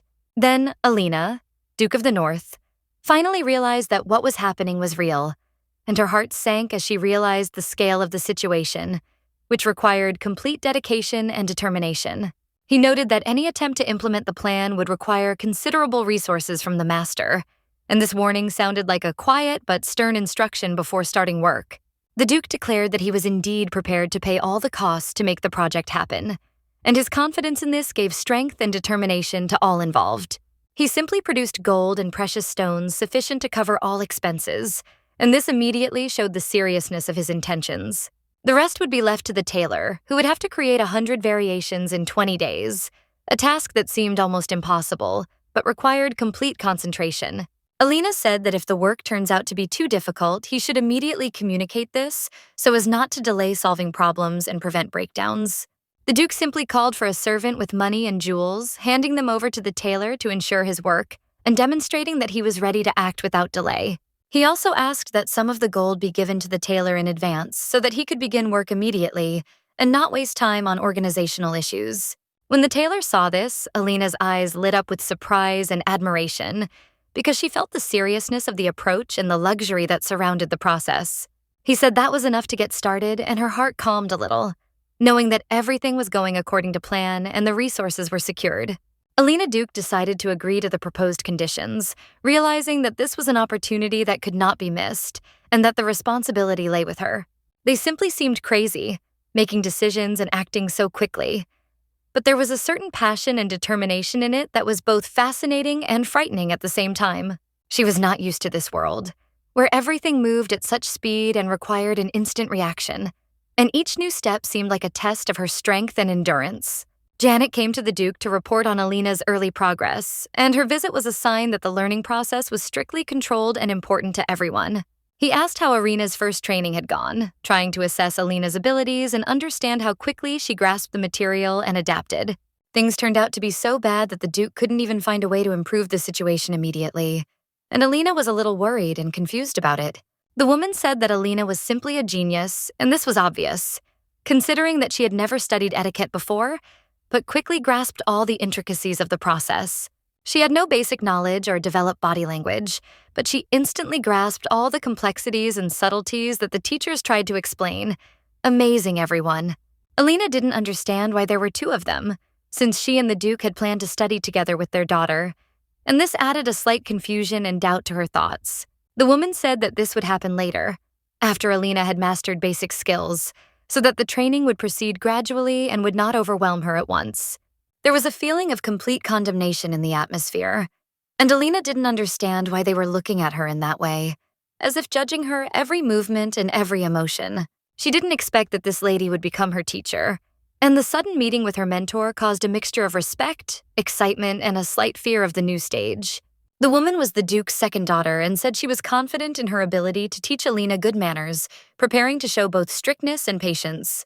She believed that it was easier to block Alina's mistakes than to openly flaunt them, and her method was designed to teach without unnecessary humiliation. The woman emphasized that Alina must know her place and boundaries in order to adapt to the world of nobility, and learn to conduct herself with dignity and respect. The realization of this strictness made Alina feel that there was a difficult path ahead, where she would have to show patience, attentiveness, and the ability to learn everything quickly. Alina thought she could handle the task without any difficulty, so the Duchess tensed up more than usual, fearing that she might try to figure it all out herself. The woman considered whether to make the task more difficult for Alina, or change the order of the training to test her abilities and patience. In another thought, she imagined how she could make Alina disappear without a trace. The excitement of this idea pleasantly tickled her long-extinguished emotions. She was an experienced actress and had lived many lives without real feelings, so etiquette lessons came to her with surprising ease, almost like a game. Alina asked to be shown everything she needed to learn just once, hoping that this would be enough to remember and understand the material. The woman objected, believing that once would not be enough, and said that the training would not be easy, even if it seemed easy on the outside. She doubted that Lilinka would be able to absorb everything in one go, realizing that the material was too voluminous to be mastered quickly. Alina confidently replied that she was capable of this and would not have claimed otherwise if she had not been completely confident in her abilities. The woman finally agreed and decided to show everything as Alina requested, but reserved the right to control the process at every step. However, she warned that if Alina was unable to reproduce what she saw properly, the consequences would be serious and tangible. If she makes a mistake, Alina will have to pay for the lost time of the estate's head maid, taking full responsibility for her mistakes. Alina did not object and expressed her agreement with the conditions, prepared for strict control and possible tests during the training process. The woman, as requested, showed Alina each movement only once, carefully demonstrating all the nuances and details. There were more than 50 actions, and the Duchess could not believe that Alina was able to learn all of this so quickly and accurately. Her posture, the rhythm of her breathing, the position of her hands. She radiated elegance from head to toe, as if every movement had been thought out in advance. Even the smallest details, which had not yet been taught, Alina carried out flawlessly, leaving the woman with no opportunity to find fault with anything. Her behavior was worthy of royalty, and every manner looked flawless and natural at the same time. The woman was shocked and didn't even know how to comment on what was happening. She admitted that everything was perfect and flawless. Alina repeated everything so precisely that those around her didn't even notice how difficult the work was. Her skill was bordering on perfection. The Duchess began to doubt who Alina claimed to be, seeing in her incredible skill and self-control that exceeded expectations. But the woman convinced herself that this was not a pretense and that her student really did possess exceptional abilities worthy of respect. She claimed that everything about the body was important and true, and her words convinced that her perception was indeed correct. He took his training very seriously, believing that it was worth preparing in advance so that he would be fully prepared in case of any circumstances. After finishing his business, he sent the maid away, vacating the room and directed his gaze out the window, watching what was happening outside. Down below, he noticed Alina walking with the maids in a neatly organized group, her every movement exuding confidence and grace. Alina was distinguished by her ability to master in one day the most complex rules of metropolitan etiquette, which remained a mystery to most for weeks. He thought about the recent argument and realized that he would most likely lose in this situation, although he tried to keep it to himself. He was genuinely curious about what she would demand of him, as her desires were rarely predictable or trivial. The maids felt joy and surprise at the same time, watching their mistress, and they were pleased to feel her attention and approval. They promptly brought her tea, carefully arranging the cups and carefully ensuring that everything suited her habits and taste. People claimed that the lady was truly beautiful, and this explained why the Duke felt a mixture of admiration and submission before her. Although many of the servants disliked her for the same reasons, the maid observed everything with particular attention, evaluating every connection and action. She came to be with Alina, although she came from a family from which no benefit could be expected. But for her, it did not matter. The question arose as to what she was really trying to achieve, and whether it was worth trying to bring her to light and reveal her hidden intentions. She declared that all the servants except the head maid liked her, and promised not to leave her alone if she dared to disgrace part of the family, accompanying her words with a look. Married people kept a close eye on the servants for a long time, making sure no one dared to disturb the order, and constantly grumbled, monitoring discipline. Even she couldn't understand how the previous Duchess had endured all these difficulties, considering that her mistress came from a conscious family and always felt like she was lacking something. It was said that the head maid strictly followed the captain's instructions and punished for the slightest mistakes, maintaining strict order among the servants. She even got hit once for her constant grumbling, showing that discipline was strictly enforced and breaking the rules was not forgiven. There was no one in this house who could escape Madame Janet's nagging. Her attention to detail and strict demands encompassed everything and everyone. If the lordship had taken care of the previous Duchess himself, the situation might have turned out differently. But the events ended sadly and left behind only regrets. Alina was a talkative and curious person, whether it was an innate quality or a habit, but she certainly knew how to chat, and no one could surpass her in this, especially in moments when curiosity got the better of her. She still had a lot to learn, so she decided to keep someone close who could help her sort out the details, not letting the information slip away until she understood the essence of what was happening. Alina noted that she and the others were the same age and showed interest in the maid, asking her name as if trying to establish closer contact with her and understand the girl's character. The girl's name was Juna, and she was clearly delighted at the opportunity to serve Alina. Her eyes shone with devotion, and her modest smile betrayed a sincere desire to help and be useful in her new surroundings. Alina asked Juna not to find this strange, but at the same time admitted that some things still bothered her, and she hoped for the maid's attentive attitude without causing her bewilderment. She said that there were rumors that a person could be harmed or killed if he was too upstart or showed excessive greed, and these words haunted her, causing anxiety. So Alina decided to discuss this with Juna in person, hoping to get advice and understand how true such warnings were, so as not to make a mistake based on rumors. The maid warned them not to share these conversations with anyone, not even Madame Genet or his lordship, as such stories were best kept between themselves to avoid unnecessary attention. She confessed that about a month ago, the future bride and his lordship committed suicide in their home in the capital, and this event left a deep mark among those who were close to the family and service. The lady was amazed that the Duke was associated with such a bride, and surprise flashed in her eyes, because for her it seemed unexpected and contradictory in relation to known events.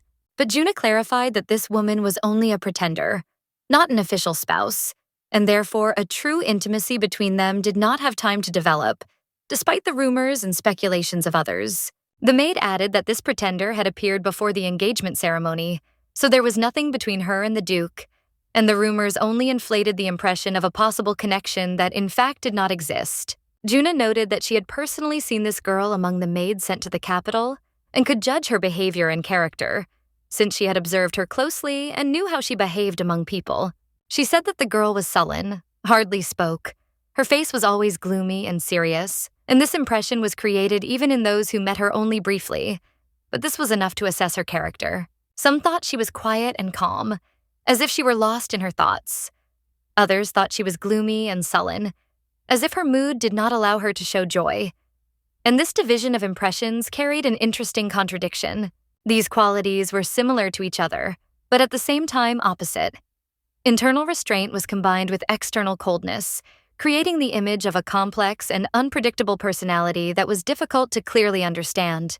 The lady noticed that it seemed that the maid Juna did not particularly like this girl, and this feeling arose even before the conversation moved on to details, as if her intuition told her about the difference in their characters. Juna explained that the reason for such hostility was that the girl with the stripe was often in the capital, and her presence caused the maid a feeling of irritation and hidden envy. Although outwardly everything looked calm, Mrs. Alina felt very tired. The day had been extremely busy, and every moment was filled with events and discoveries that required her full concentration and energy, leaving her barely able to contain her emotions. She knew the classes weren't easy, but she assured herself that even under those conditions, she was being taught the basics. For example, how to breathe correctly, which helped her stay calm and in control in any situation. He noted that she had praised Alina more than once, emphasizing her efforts and accuracy, as if wanting to show everyone that she appreciated her work and dedication. Alina, hearing this, became angry because in her opinion there was no praise, and it sounded like an unfair accusation of something she did not do. She was struck by the fact that the maid behaved differently in front of the master than usual, and this seemed strange and incomprehensible against the background of the servant's previous behavior. But this did not stop Alina from remaining strict and demanding of those around her, because discipline was her usual way of maintaining order. According to the maid, Jonah, Madame often watched Alina's every step and almost constantly reproached her, as if deliberately testing her patience. It was even said that she once received a slap in the face, but in reality these were harsh instructions, allowed only to the head maid on special occasions. However, the Duke understood that it was necessary to look at what was happening from a different angle, so as not to miss important details and hidden motives. He asked what kind of look Alina was talking about and what she wanted to convey with it, wanting to hear the full explanation. Alina reminded him that according to their agreement, she would have to return to her world, so it was important that he listened to her words. She believed that if she remembered everything she had gone through, she would be able to reconsider individual details of what happened. As for Ariel, she could have actually decided to take this step herself and driven herself to suicide, unable to withstand the pressure. Alina apologized for bringing up this difficult topic again, but admitted that the truth was vitally important here. She added that if something went wrong, it would only be a blow to the Duke's pride. But for her, it would mean the impossibility of returning home. He replied that he understood her, but asked her to clarify why she was convinced that it was not murder, but only a different outcome. Alina noted that the enemy appears when he is least expected and offered to tell in detail what exactly happened. Fortunately, the Duke did not show anger, which meant that he was even prepared to part with Madame Jeanne if he considered her useless. Alina suggested imagining that she had actually decided to end her life and that no one was putting pressure on her except her thoughts. She was sure that in that case, it could not be regarded as murder, but only as the tragic choice of the woman herself. The Duke thought deeply, realizing that it was not easy to discuss such things, since every little detail could be decisive. If the suspect refuses to admit guilt, they could vanish without a trace, leaving only speculation. But if, on the contrary, they admit murder, the consequences will be inevitable and dangerous. We will have to act together with someone who usually does not interfere, whose hands are clean of blood, but whose support can now be decisive in a difficult situation. A man in the position of a duke who takes revenge on his enemy leaves behind both destruction and creation, for his actions affect both others and his own legacy. He understands that admitting to murder could lead to a conflict that could escalate into war, and that is why he approaches it with extreme caution, evaluating every step. Alina listed those who had robbed her of the will to fight, showing that the past had left deep marks, and now she could no longer act without looking back at past wounds. Both the Duchess and his entourage carefully planned their actions throughout the week, considering the consequences of each decision and trying to maintain control of the situation. He assumed that John was among the participants, but Alina confirmed this, and added that her point of view on events was formed based on personal experience and observations. Having never lived in their circumstances, he found it difficult to understand the feelings of others. Alina, on the other hand, wondered how much other people's opinions had ever influenced her decisions and judgments. She had once been threatened by a man who had promised to throw her out of the estate if she did not show due respect, and this feeling of threat had left a long-lasting trace of fear and caution in her soul. The Duke's power was evident even when others forgot him, but Alina knew that Ariel did not have such influence, and this greatly differentiated the positions of these people in society. The duchy wielded considerable power, capable of influencing the destinies of people, but from the Duke's point of view, his opinion was decisive, and the strength of society only emphasized his authority. Every unnecessary word could cause a scandal, and Alina lived in constant fear that the slightest mistake would lead to expulsion from the estate and damage to her family's reputation. If she committed a misdemeanor, she would be considered a disgrace to the family's honor, and this sense of responsibility weighed on her, creating a constant feeling of anxiety and caution. A person excluded from society can do whatever they want to themselves. Alina knew this feeling from personal experience. When other people's words turn you into an outcast, leaving you feeling lonely and hurt. Her career was destroyed by rumors that had no basis, but were powerful enough to shake the public's trust and respect for her, leaving deep wounds on her reputation. The situation worsened due to circumstances beyond her control. The repetition of similar events caused her to gradually lose her mind, as the hopelessness and pressure from society became unbearable. Ariel was unable to cope with this test. Her thoughts were confused, and her heart was squeezed with anxiety and misunderstanding of what was happening around her. She thought for a long time, remembering meetings with friends, trying to understand whether there was someone next to him who could support her in the most difficult moments of her life. It was then that she felt the Duke's attentive gaze on her, who was studying her with some strange interest, as if he wanted to understand something in her behavior. He suddenly asked her a difficult question concerning what words could lead a person to the thought of voluntarily leaving this world. Alina replied that he wasn't her, that everything was different for her, and it was important to take into account her constant fear of ending up on the sidelines of life, of losing the meaning of existence. The Duke said that he would not take this into account, recalling that the order and the deal with the duchy were just a formality for him and nothing more. He simply handed over the money, remained in the shadows, and preferred to remain inconspicuous, while the Duchess acted completely differently, more openly. Alina remembered the maid's words about the woman who, according to her rumors, slept with many men in the capital, not considering it necessary to hide her connections. She mentioned that the woman had become so carried away by promiscuous relationships that there was no longer a single man left in the capital whom she had not touched.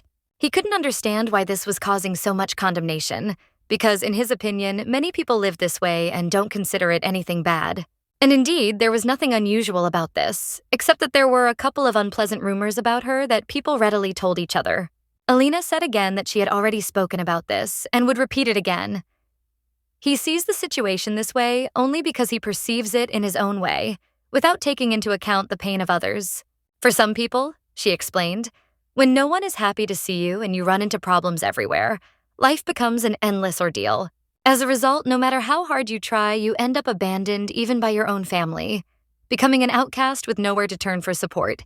And then you realize that you really have nowhere to go, because even the closest people have turned away and only emptiness remains. At such moments, it seems that it is better to die than to continue to exist in this hopelessness, where there is no warmth, no hope, no support. After this, she suddenly noticed that the Duke was again looking at her in a special way, with an incomprehensible mixture of regret and hidden anxiety. He still kept his eyes on her because she suddenly stood up on the sofa, as if demonstrating independence and a little audacity, which made him surprised and wonder about her courage. She apologized immediately, sensing she'd gotten too worked up. Her words were filled with emotion, but she tried to convey sincerity, trying to ease the tension and avoid escalating the situation. Emotions overwhelmed her, and she realized she needed to pull herself together. Her attempt to calm down became an internal struggle, reflected in her gaze and movements, full of nervous caution. He walked up to her, took control of the situation, and gently sat her down on the sofa, as if to show that everything was now under control, and that her safety and comfort were important to him at this moment. The rumors circulating around him seemed insignificant to him. Whether true or false, all this talk couldn't change what he saw with his own eyes, and what mattered to their relationship. He didn't care how others perceived her or their interactions. She had to learn to ignore others' words and rely solely on her own understanding of the situation and his actions. She had to remember a simple truth. If she didn't decide to leave herself, if she didn't take control into her own hands, then much would remain unchanged, and no one could take this step for her. The contract remained an obligation that could not be broken at will. No one intended to break it, and she had to accept this fact, understanding that leaving would not be an easy decision. Alina was in complete shock.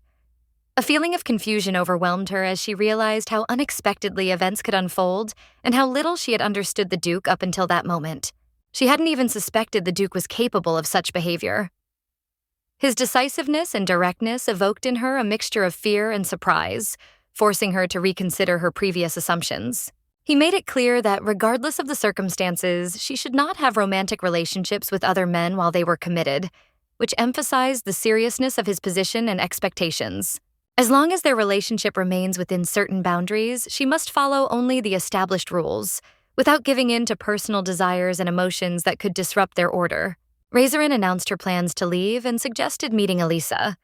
This added a sense of urgency and, at the same time, an opportunity to spend time with a loved one before parting. Fional expressed delight that His Excellency had personally come to see her off. This display of care and attention touched her heart and heightened her sense of the significance of the moment. Fionalia was deeply touched by His Highness's graciousness. Her perception of the situation was filled with respect and gratitude, a sense of being valued and respected at the highest level. He explained that he was just taking a stroll and had stumbled upon this place by chance. Since she knew Serena's men would soon be heading to the capital, this gave her the opportunity to prepare while remaining within the plan and circumstances. After all the explanations, they said goodbye, as if confirming the end of the meeting and respecting each other's personal space, leaving a slight feeling of warmth and calm after the conversation. Alina smiled sarcastically at Lady Roslyn, showing subtle irony and her inner attitude to the situation, demonstrating independence of thought and a slight mocking mood towards those present. Rosaline smiled back, sensing the Duke's presence nearby.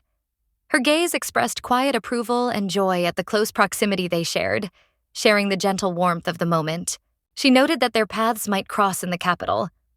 Her voice was calm and confident, as if the anticipation of a future meeting inspired her thoughts and gave her a feeling of slight hope for a quick reunion. Afterwards, she turned to the coachman, indicating that it was time for them to depart. Her movements were determined and confident, and a gentle breeze fluttered the edges of her dress, as if urging her toward the beginning of the road. Alina was left alone with the Duke. A quiet tension, mingled with a sense of anticipation, hung in the air as they walked side by side, Needing no words but sensing the importance of the moment they were about to share, she approached him cautiously, trying to get closer, almost right next to him. Her movements were soft and reserved, but they conveyed a subtle determination, a desire to feel his presence and share this moment with him without rushing. Alina was in mild shock from what had happened, feeling a sense of inner turmoil. Her thoughts swirled around the threats that might await her before she reached the capital, and this sense of apprehension kept her on edge. She determinedly noted that today she would have to stay close to the Duke, as if his presence could protect her from possible trouble. Her gaze betrayed a cautious wariness and a desire for safety.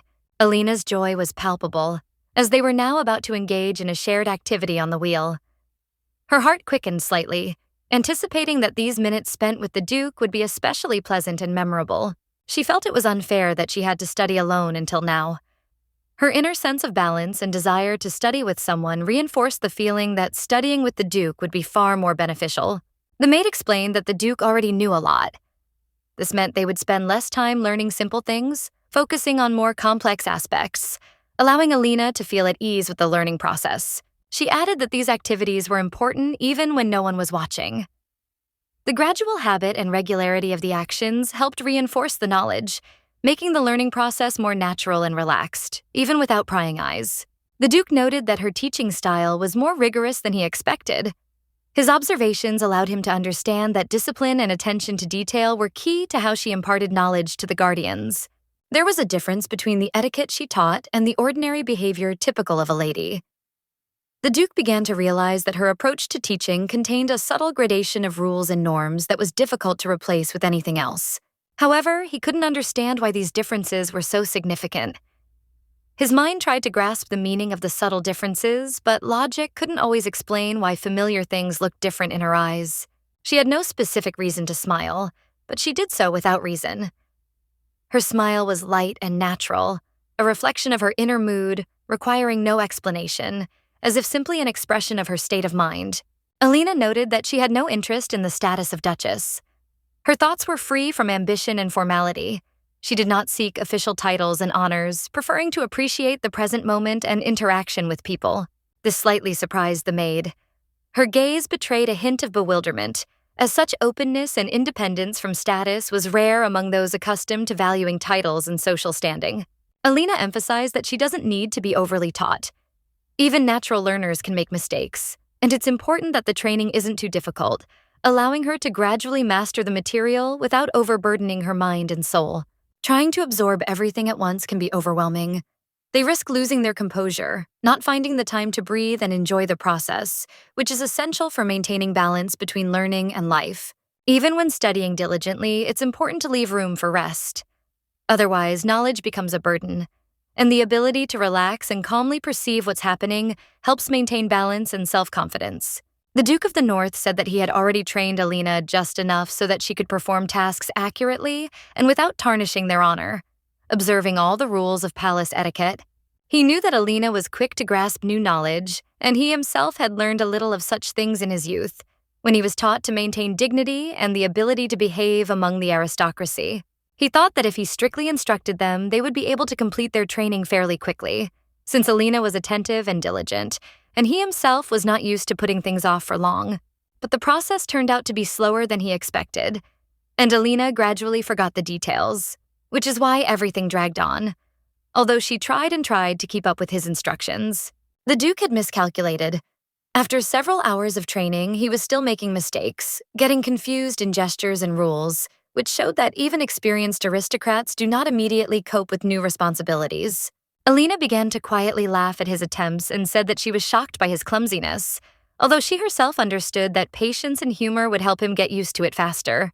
At first glance, it might seem that all aristocrats undergo training in precisely this strict and formal manner, where mistakes are allowed, but every step is carefully checked.